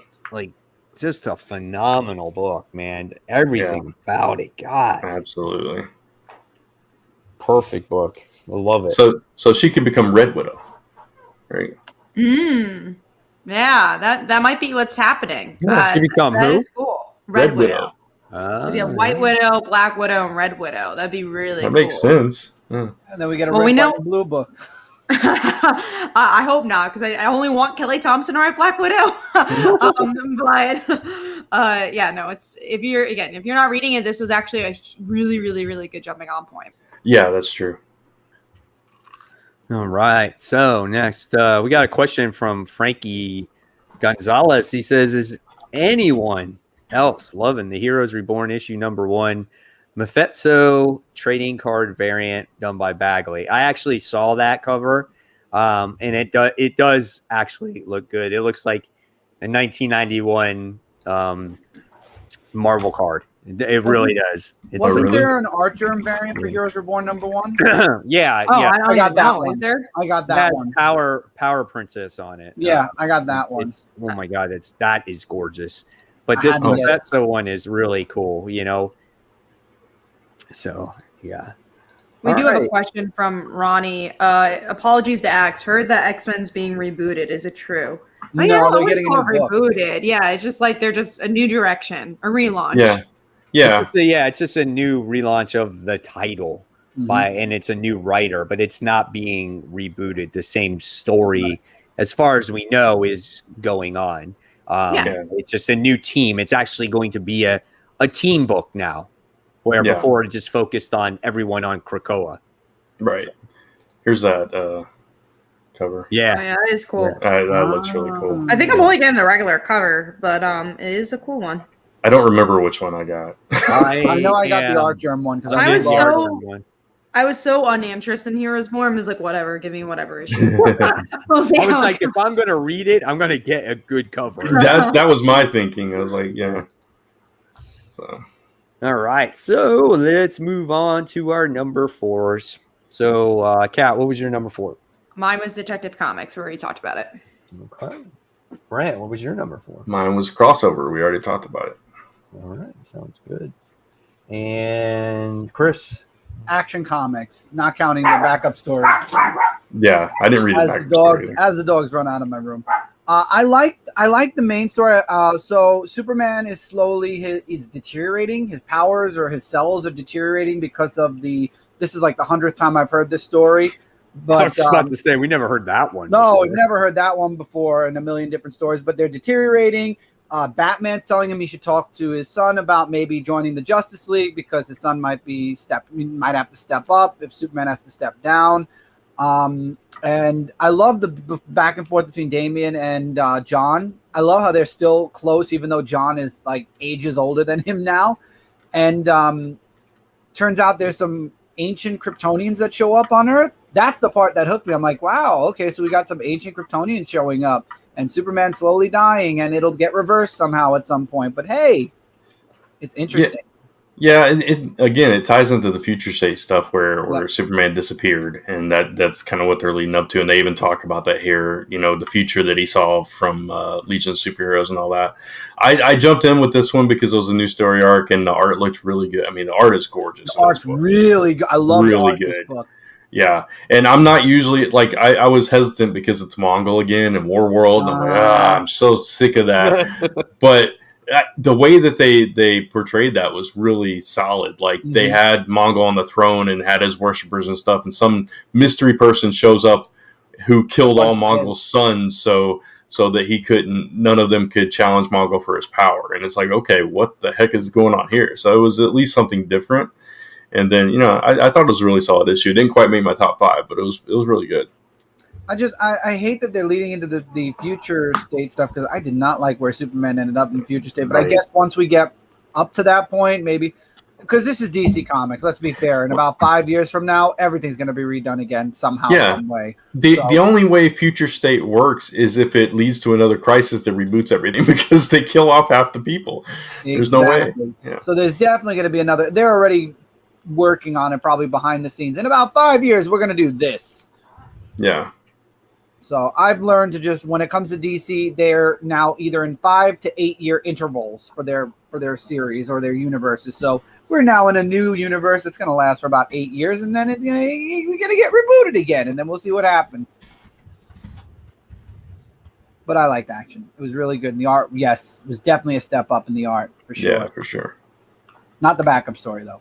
I didn't read the backup story. It was I didn't enjoy that stuff in Future State either, so I didn't think I would enjoy it here. It's the Midnighter backup story. Yeah. Well, I don't even understand where he fits in, but okay. If you read the Future State stuff, you'd understand where he kind of fits into all that. But yeah, gotcha. All right, and then I'm the only one, right, that has to go for number 4, and mine was actually Crossover issue 6. All right, so same as mine. Cool. All right. So next we move on to Teen Titans. We talked about Crossover. We talked about. So now we move on to number 3. And number 3 for me was the book we talked about already. That's Shadecraft. Mine too. Is it? No, that's cool. Yeah. All right. So me and Bran are on the same vibe this week so far. Kat, what was yours? Mine was Black Widow. We already talked about it. And Chris? Detective Comics. We already talked about that. All right. So we're just moving along right now. Yep. Well, let's talk about this book. I wasn't as big of a fan as this issue as I was the first issue. This was Silk issue 2. I agree with you on that. I agree as well. I think there were some fun moments in this. The bathhouse stuff, the aftermath where she's talking to her brother.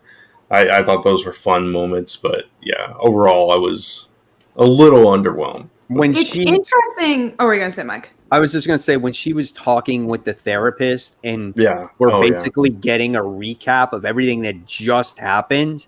Right. I was like, oh my gosh, like we don't need this, you know? Yeah. So that was very disappointing there. That's what I truly didn't like about this book. The big reveal is that she had a hot therapist and that he's working with the bad guy. Like, that's all we really got. That was kind of strange. Yeah, I hated that she had Google eyes for him too. It's like she's a stronger character than that. It's just like, I mean, everybody can have a crush and be swooned and all that stuff. I get that, but it was just like, oh, he's cute. I'm gonna tell him everything. Yeah. It was so quick. The crush, like she didn't even know him, or not even know him, but didn't even like interact with him. It's just very, it's very physical attraction. And it's just like, okay, whatever. Is like, I wish we got introduced to him like in the first issue, and then like she starts developing a crush or whatever. Yeah, it's like, I mean, that's how Silk was when she first came out of the bunker with Peter, if you remember. But it's like she's progressed so much beyond that. Well, you know why? The reason is because it's only a 5-issue series, and they don't have time to do that. So they're like, well, let's get her physical attraction right away. But I agree with you 100% there. Like, I would have loved to have seen that, but it's like she cracks right away, not thinking, well, I don't even know this guy. Should I be, giving him all this information, Right. Well, this was supposed to be an ongoing, which I think is the reason why it's a little shaky, this mini. And then also, this writer is a prose YA novelist. And honestly, I think that's why she nails the character interactions between like the brother and her and like those smaller moments, because that's very YA. And then the superhero moments, I feel like, is what this book is lacking. Yeah, I can see that. Sense. Yeah, definitely makes sense. All right. So with that, are we continuing reading Silk, do you think? Yeah, I think we're good. Or are you going to keep reading it, though? That's what I said. Yeah, I'm going to keep reading it. Oh, I thought you said continuing. Yeah, I'm going to finish the miniseries. Okay. Yeah, just only make 5 issues. Gotcha. It's not bad. It's just not great, it's sad because like Cindy's a cool character and her last series was really good. Yeah, it's true. I don't know, man. I don't know what they think sometimes, All right, oh, God, I can't wait to get to after number 2. Me too. Number 2. What is your pick, Brant? Robin. We already talked about it. You say erratic, I'm out. Erratic is not in my top 5. Is Robin as well. Wow. Mine is Robin as well. Wow. Mine is Teen Titans Academy. All right.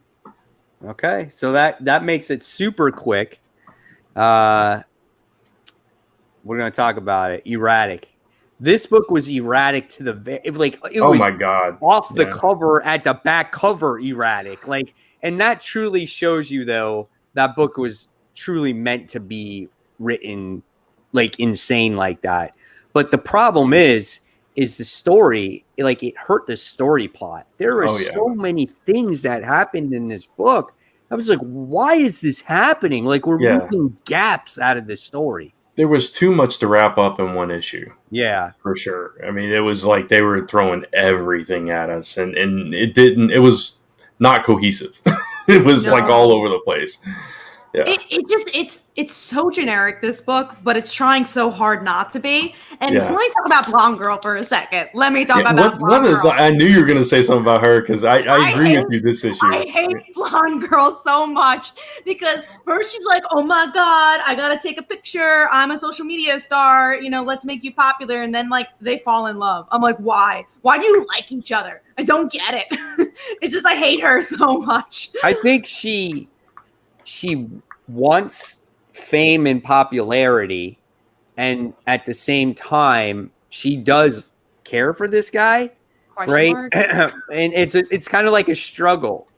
What do I care more about? Do I care about him or do I care about my fame and popularity?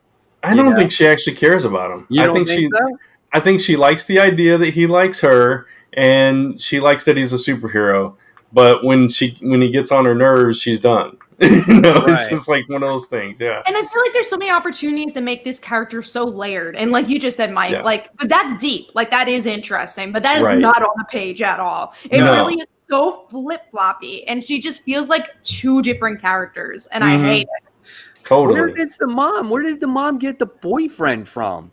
I think that there was last like one. issue. Yeah, One panel. Yeah, there was like one panel last issue where she just comes in and said, "Hey guys, this guy's here now. He's going to pay for everything." And then this issue, she's like, "I just wanted a job. We're done." It's like, what? Everyone's so out of character. Even like the brother, like, man, I really did not like this issue. I will not be getting the next volume if there's another one. I saw it through. I am. You're crazy. I'm not. I'm buying done. it. I want it. No, I want to see, because I like the concept of the character. And there were certain art pages in here when they were doing the countdown and he was going to catch, blonde girl. Yeah, that was really good. It shows moments. And I think this book, if written better or given time, has very strong potential. But it's been 5. I agreed with that because that was the first issue. I was like, oh man, this could be a really good book. But then 5 issues later, it never gave that promise. Because the thing is because they introduced too much.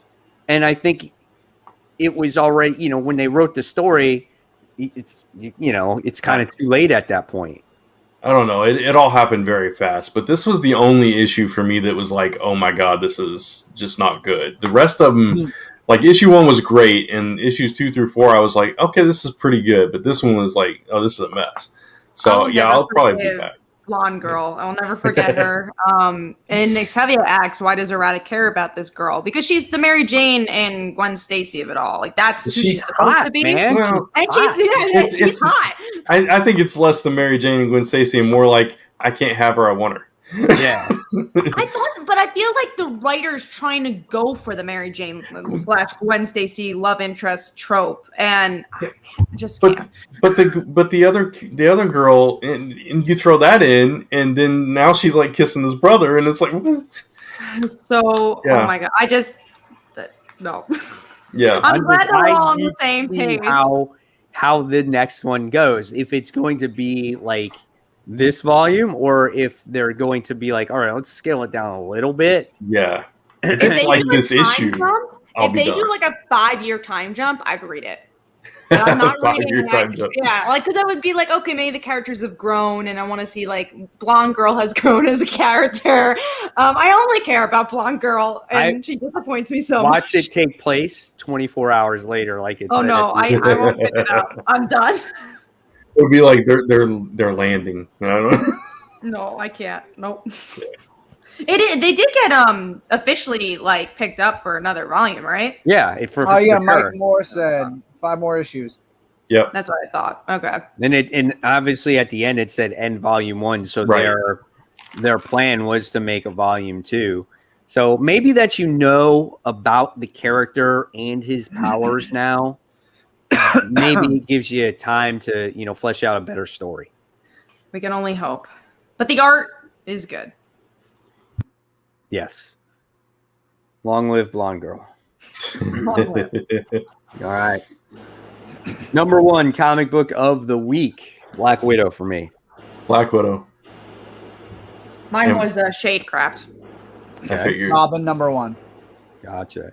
So Brant and I got number 4, 3, 2, and 1. All. That's crazy. Wow. That is crazy. That is wild. What was your number 5 again? Somebody. Mine Berserker.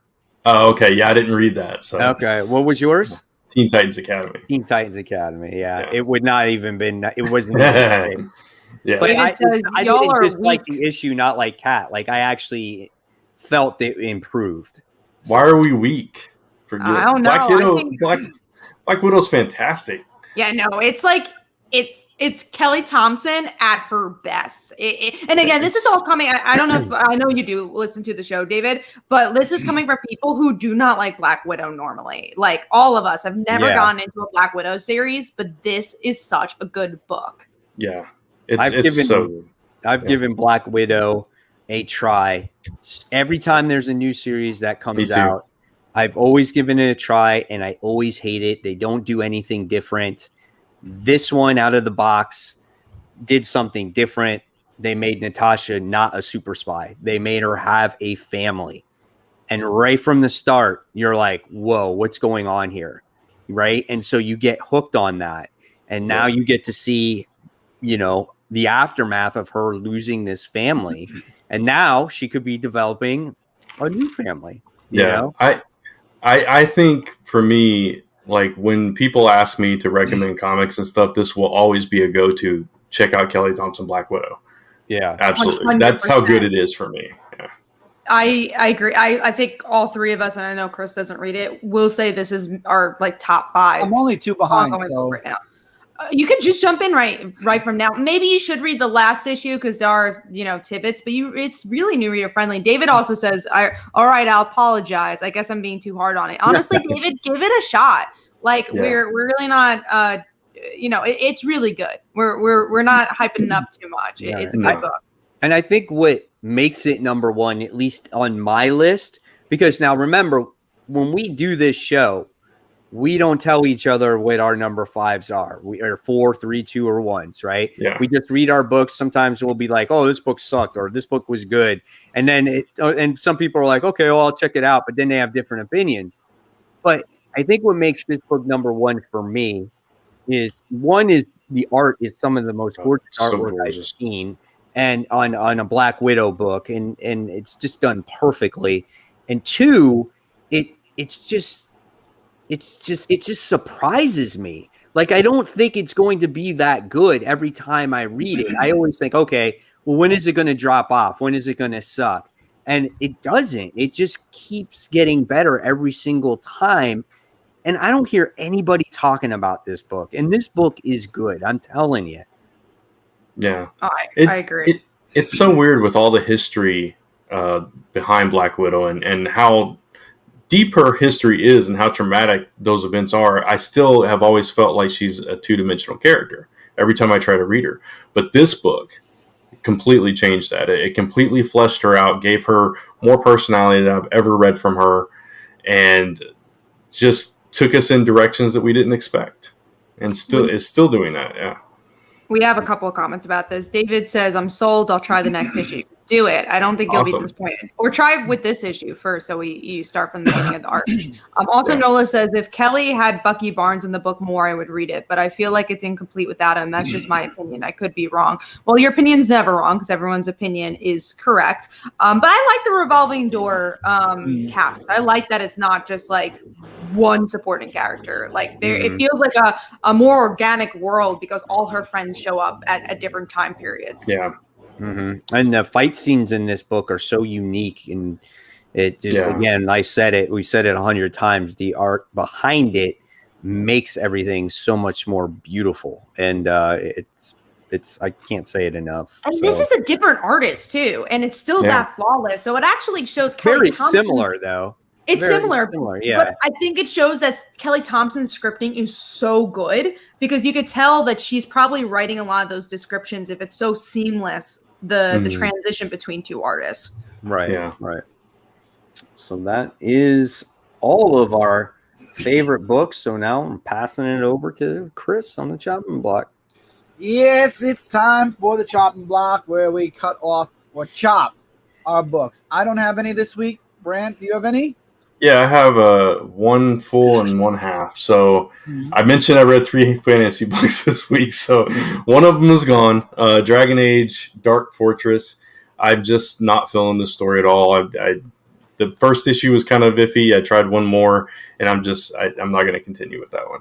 And then the other one was another Image title, Helm Grey Castle, which I actually backed on. Kickstarter book, yeah. Yeah, I actually backed it on Kickstarter. So I don't know. I didn't get pulled into the characters in this first issue, so I'm not totally invested in it. I'm going to give it another shot, though. So we'll see what happens. Cool. Mike, you have any to chop? I don't have anything this week. I mean, after last week and the week before that, last week I wasn't on, but the week before that, the 2 weeks, I had a ton. So, but no, I'm good for this particular week. And Kat, I know you got a half chop for one book. I got Teen Titans Academy half chop. I will see it through for the crossover and make my decision for both Suicide Squad and Teen Titans Academy after that. There you go. You guys can tell me who Red X is at that point. Black Knight's comment with it's not a chop, but I'm glad the U.S. Agent book is over. Dude, I give you a lot of credit for reading that book because that first issue was rough. And I could not read. I was so disappointed after reading that first issue. I was like, there is no way I can keep reading this book. Same. Yeah. All right. And with that, that's it for the chop block. We're going to Brent with most anticipated. Yeah. So lots of books coming out. I say that, but we'll see. We got a lot to talk about either way. So let's start with Suicide Squad, since we were just talking about Teen Titans Academy.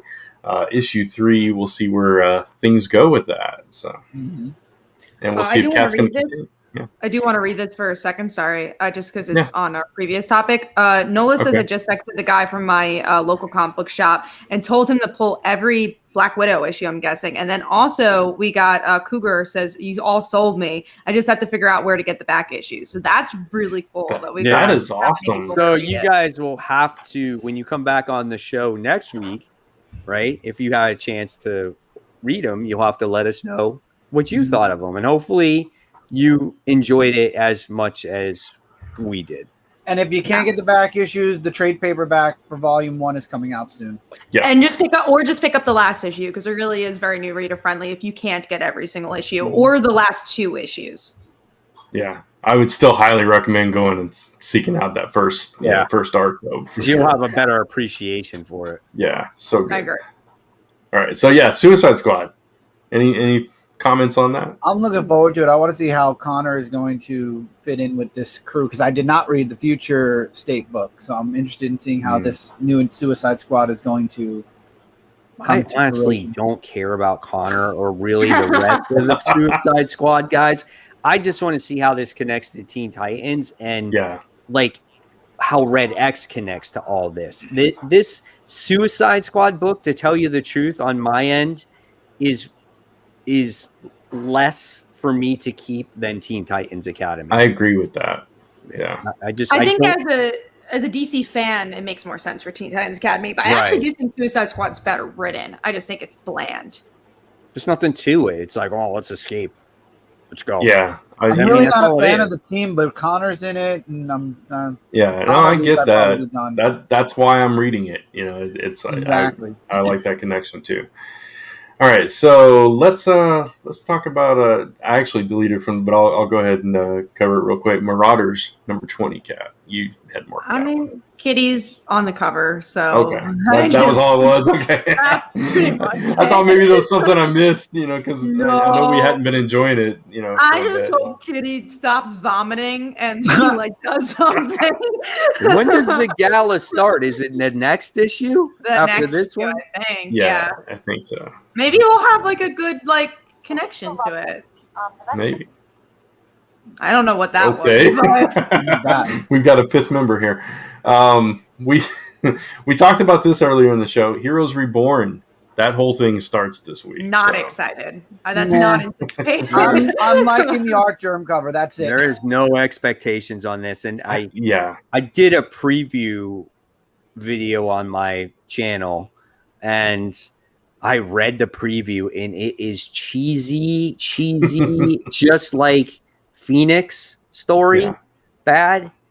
And that's terrible. Yeah. And it's like Juggernaut is just like, I'm Dr. Juggernaut now because I got the crystal of like Satarak and I'm going to take over the world. And Blade is like, I woke up in this world and the world was changed, but there's still people that are drinking and stealing and this and that. Okay, dude. Like it's just it's like random babble, you know. It's just my goodness, it's so bad. I just don't know. I have no expectations for this. I think I'm only getting like some tie-ins if I don't like issue 1. Like I'll get the Peter Parker tie-in. I'll get maybe the Champions. I don't even know, man. I really don't care about this event. I almost got crazy when I was like pre-order. I was like, I had all the tie-ins and one-shots and all this stuff in the cart, and then I looked at it and I was like, nah. Delete. Save it for Hellfire Gala. At least get some good clothes out of the deal. I am getting all the Hellfire Gala stuff. I decided to do that. So yeah. I mean, I'm right there with you. I mean, I bought all the King in Black stuff. Yeah. And at least that was an event that, you know, when you have all those issues that make sense. Heroes Reborn, like even Jason Aaron's just like, What's Heroes Reborn? Like, I want to talk about She-Hulk, and it's like the only one I'm getting. I'm going to read the main series.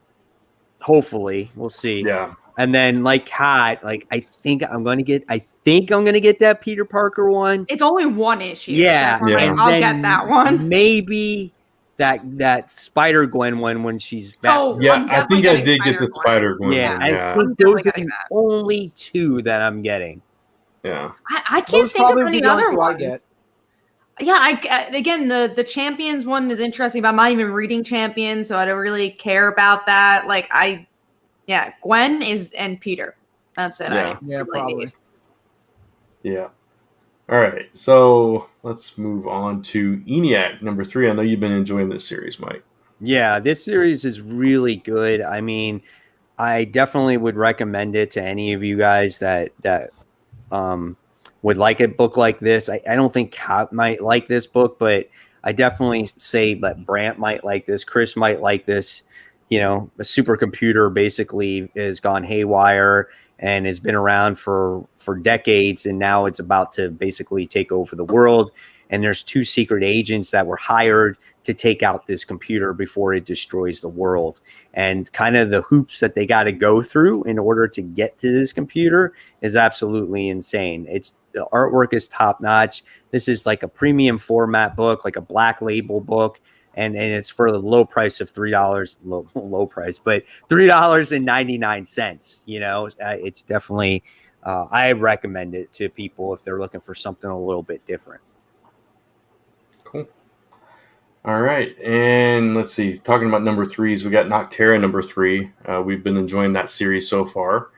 I'm hyped for this one. I really enjoyed that last issue. I like the first issue more than the second issues. I'm a little more underwhelmed, but we'll see.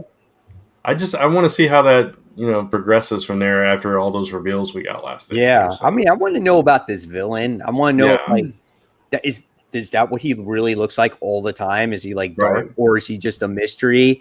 I want to know if Val made the right choice to go with that doctor instead of teaming up with what was the supposed bad guy to save her brother. And I just want to see the adventures that are ahead until they get to that particular town that they need to get to. So I think it's going to be a fun book. I want to learn more about the parents because they seem important and they keep giving like little tidbits about them. I think you will. Yeah, I'm curious about that story because obviously they just disappeared and they're like, oh, they turned into those monsters. But I feel like there's more than that. Yeah, I think you will, because you constantly see like little flashbacks in this. So hopefully, I wouldn't mind if they did a whole issue of a flashback. Yeah, me too. That would be awesome. That'd be good. Yeah. And Baby Teeth is back. Baby Teeth number 17. I don't even remember Mike probably remembers what happened in the last issue more than I do, and that's what sucks. It's been like 2 years since the last issue came out. What number is it on? 17. I haven't read that far because I only read the first trade. Oh, okay. Yeah. I'll be the only one talking about Baby Teeth. Yeah. And I remember I even have read that trade, and it's been a long time now already. But I really enjoyed it. That book was phenomenal. Really done. I think I've only read like 3 issues of it. So I'm way behind. I don't think there's a jumping on point, sadly. From what I remember, it's very much a serialized book where things happen every issue. They go to like hell at some point and they become old. There's a lot that happens in it. Yeah. So you'll have to let me know what's going on when it comes out tomorrow. I will. I'm excited to read it even though I don't remember any of it. All right, let's see. Let's talk about America Chavez, Made in the USA, number 3. 2 really good issues to open up this series. I am so hooked with this book. Go ahead. Yeah. No, go ahead. I was just going to say, like, it's so interesting because, again, we've been getting a lot of Black Widow talk. It's like, oh, why would that be your number 1? I feel like that's the same vibe for America Chavez. Where people are like, why the hell are you reading that book? Yeah. But if you freaking read it, it's such a good book. It runs smoothly. It is the first time I've ever felt her character ever. It's a good mini-series, and I can't wait to read the rest. I remember both of us going into it. We were, like, not excited, not hyped for it because we didn't, past experience with the character and all this stuff. But then... yeah, this has been so good, and now she's back on her world or whatever wherever it is, the place that she's from. Universe, So dimension, whatever it is. Yeah. And you learn about not just her dimension, but you're learning about this like foster family. Well, not foster family, but adopted family that she had. And it brings so much personality, but it doesn't forget like West Coast Avengers. Like she still has her girlfriend. She still has Kate. So like, even if you've liked her character previously, it's not like it's retconning anything. Right. All right. So Chris, you were not here for the discussion on issue 1. Batman Fortnite, 0 point. But I did read issue 1. It was really good. I'm looking forward to issue 2. I really am. I'm looking forward to seeing what's happening. I think it's the reboot that happens at the end of the issue, or there's like one of the events that are happening. So I guess the next issue it'll be, because the whole story with Fortnite is every battle royale is like the world reboots again, and that's how Jonesy got stuck into it in the last season. So now Batman's stuck in the reboots as the battle royales reboot each other. So I think that's what was happening towards the end. I'm not too sure though, but I like how he doesn't know who he is, and he sees Catwoman and he doesn't really recognize her either. I'm interested in seeing how Batman's going to break out of the loop in the next 6 issues. He can't remember anything. Like he doesn't know who he is. He can't talk. He just knows that he knows Catwoman, but doesn't know like anything about her. It's like what they did with Marvel. Right. Yeah. And the storm was closing in on them, and it was ending. That's basically what was going on, like you said. I just love that we're going to get some kind of answers about the mystery of Fortnite, and I want to know like who kicked him into the portal to begin with. That's that's still what I want to know. So hopefully it's not flipping Joker or something. Well, it was somebody swinging through the air. It's like very Spider-Man like. So who knows? That would be funny. That would be funny. But we'll see what happens with that. Yeah.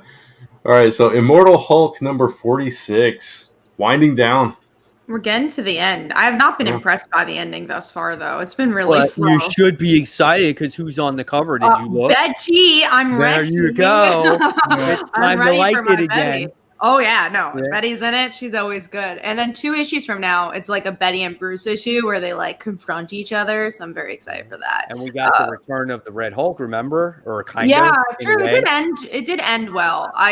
It's just a little bit of a slower book than it used to be, in my opinion. Sure. I mean, okay, so what made the book so good in the beginning? Because it was so different, right? It was like 20-something issues of just like, oh my God, like, look at Betty, look at this Hulk, look at that Hulk, look at this Hulk, look how horrific, look at what they're doing, And then obviously it kind of loses that punch after a while, right? I think the story probably was dragged on too long. So I felt like if they didn't do that middle story arc, that weird one with that fuzzy weird creature thing. Remember that one? Yeah, that was an interesting one. If they didn't do that story arc and kind of just went from the beginning and then went into the leader, I think that would have been a little bit better. So it wasn't so drawn out, But I agree. Again, certain books, they lose that punch. Like it doesn't excite you like it used to. You kind of get, I don't know. It's like, what's the word that I'm looking for? It's just like when you get used to seeing something all the time. I can't think of the word. Yeah, I'm kind of being stupid right now. Repetitive?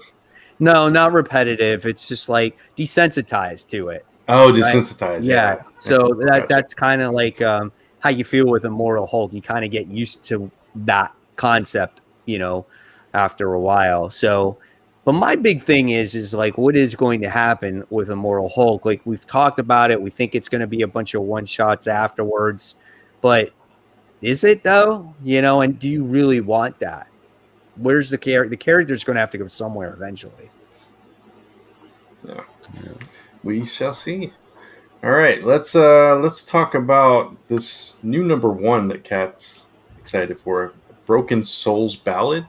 I don't even know who publishes that. It's Scout, and is it Scout? Okay, yeah. I've never been able to get into a Scout book. I'm still searching for a Scout book that I really like, and this has werewolves. It's teenagers becoming monsters, and they are like experimented on. Like, you know what? Kind of sounds up my alley, so I'm gonna check it out. So that's what I just wanted to mention it, just because obviously it's not going to be on everyone's radar, and I hope I enjoy it. Yeah, cool. All right, and Firepower number 11, which Chris still needs to catch up on. Eventually, I'll get there. It literally would be your favorite book. It's just like it has your I name believe written it. I all just have to over catch up on it. I keep forgetting to catch up on it. so Yeah. quick. So good though. The last issue ended the same way. That's all I keep hearing. So quick, so good. Yeah. I mean, that's all you need to know about it. The last issue, Pretty everyone's falling out of something again. So Yeah. it's a very similar cliffhanger. They're starting the war. Yeah, hopefully it's more active this issue, but yeah. So, let's see how many we got left. We got one, we got two. I think we only got 2 books left. So we'll go with Star Wars War of the Bounty Hunters Alpha #1. This event is finally here, starting. That's connected with the Bounty Hunters book, correct? Yeah, it's all the Star Wars books. Yeah. They're Oh, kind it of- is they're all the crossing Star over. Wars books. Yeah. Okay. Yeah, so like the next issue, like Darth Vader came out this week. The next issue will be a prelude to the Bounty Hunter War. So it's Awesome. it's just getting Perfect started. jumping on point again for me with Star Wars. I like this Right. issue of Darth Vader. This week's issue of Darth Vader. I love how the roles reversed. I don't know if anybody read it where it was Yeah, I Luke did. instead of Darth Vader, and Darth Vader was Luke. That was interesting, but I like how it's leading up to the last Darth Vader movie. But I'm looking forward to the Bounty Hunter Wars. That'll definitely get me back up to date with all the Star Wars books. Well, Star Wars has been really lackluster. I know. The I main heard. series, yeah. Oh my gosh. Yeah, I'm hoping this brings it back. Like I got all the books for this What they event. I hadn't should been do reading them all. is separate it from being in between movies and just have it, anywhere in time. This way, it's not like, I don't know. I think it would be Well, better. I don't mind that. I just think you just got to put an interesting story in its place, right? Yeah, it's been stuck on this thing with Leia, right? Oh, it's still on that? Yeah, it's still on that. So it's been Okay, stuck then on that yeah. forever. Yeah, they need to move on from that. But yeah, I'm looking forward to this. I haven't been reading Dr. Aphra or Bounty Hunters. Yeah, me either. So I'm curious to see how that all ties in and if it can pull me into those books. So we'll see. Mhm. Yeah. All right, and the last book we got to talk about then is Batman issue 108. Miracle Molly, Yeah, Miracle Molly. full Finally. appearance. Get I 25 think issues it's like- today. I think it's like the whole issue's her too. So Yeah, yeah. that would be interesting. Yeah. I think so from what I saw. I mean, I'm interested to learn more about her. Yeah, of course. Same.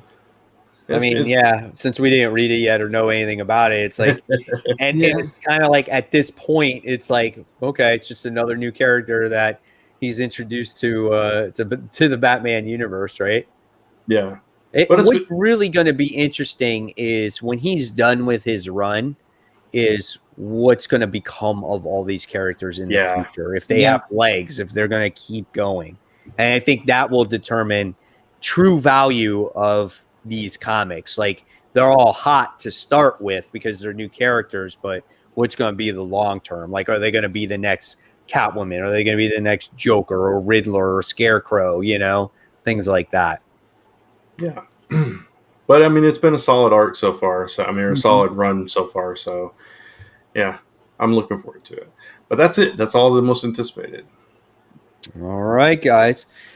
So quickly before we wrap up the show, any of you guys got anything you want to discuss before we close out? Moment, no.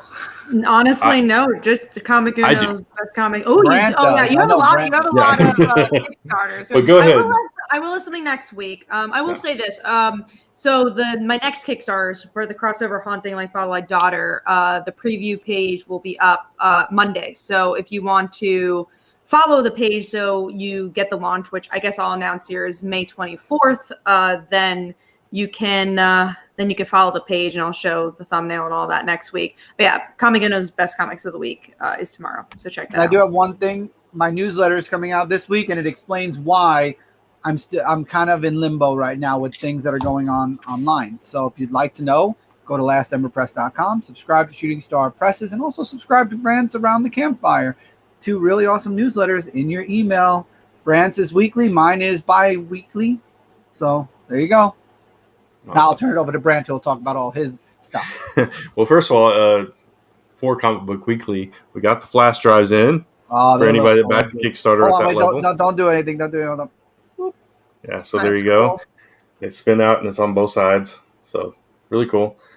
So anybody that backed that, all season 1, which is 18 episodes plus some bonus material, will be on that. So that's cool. And again, Friday, new episodes of the audio version of this show drop on iTunes, Apple Podcasts, Spotify, iHeartRadio, all the places that you listen to podcasts, and you can find it at cbwpodcast.com. And I also have a Kickstarter running right now for a while. And we are very, very, very close to our 7th stretch goal. That's awesome. Yeah, like $72 away from it. So 207 backers too, man. Yeah, 207 backers. And we're on the road to unlock the actual next issue. So this is for issue 3, and we're almost unlocking the 4th issue now. So we've actually already sent the script off. The artist has it, got back to me today, said he's going to get us rough soon. So issue 4 is underway, and things are progressing nicely for that. And our next stretch goal after this one is another mystery stretch goal that we're going to reveal. So exciting stuff going on for that. But you can find that at Last Number. I think I actually have a link on here. lastnumberpress.com/PC3. And if you guys don't mind, I will share the screen real quick so you guys can take a look at that. You can just search Pneumatic Cases on Kickstarter also. So there you go. And there's you also have your other Kickstarter coming up soon. Yeah. I'll actually just go ahead and pull that up here. So this is for our first puzzle project. Lisa's taking the lead on this one for Torchlight Games. We're actually doing 2 puzzles, one based on Alice in Wonderland, one based on Peter Pan Neverland, and they'll both be 1,000-piece jigsaw puzzles, and they look really cool. And so that will actually be launching next week. So you can go to torchnightgames.com/Wonderland to sign up to get notified when that launches. And that's it, Brent? Yeah, that's it. All right. Sorry. I know it's a lot. It's like, and I got another secret Kickstarter for you. Well, no. We can talk about that later on. Yeah. And guys, and from me, of course, you can go on my channel, Comic Book Corner 2.0. Find all my videos that I've been coming out with. I did a Heroes Reborn video like I talked about with Dr. Juggernaut, which was kind of funny because I did a lot of like voice changing in it, which is hysterical. And then you can check out top 10 most anticipated comic books for May 12th. That dropped today. Top 10 comic book covers of the week. That dropped yesterday. And then tomorrow you can see a comic book haul, but I did get another phone call saying that the books are not going to be here again. Oh no! Yeah, this is the 3rd consecutive week now. My comic shop is in the process of changing from FedEx to UPS, but they just couldn't get it done in time this week, and so that's why the books are going to be late again. So I'll be able to get DC books and just random stuff. So I might get the rest of my books on Friday. So look for possibly 2 comic book hauls again this particular week. So that is it from me, and that is it from all of us. So of course, guys, if you like this video, please give it a thumbs up. Don't forget to subscribe to the channel. Hit that bell for notifications. You don't want to miss that live show notification from us. Then you got to follow us on that social media stuff, like that new thing called Facebook and the Twitter. And Instagram and some kind of YouTube nonsense, whatever that is. But guys, thank you so much. We'll be back for another episode next week, and we're giving a wave. And thank you, audio listeners, as well. We're waving to you too.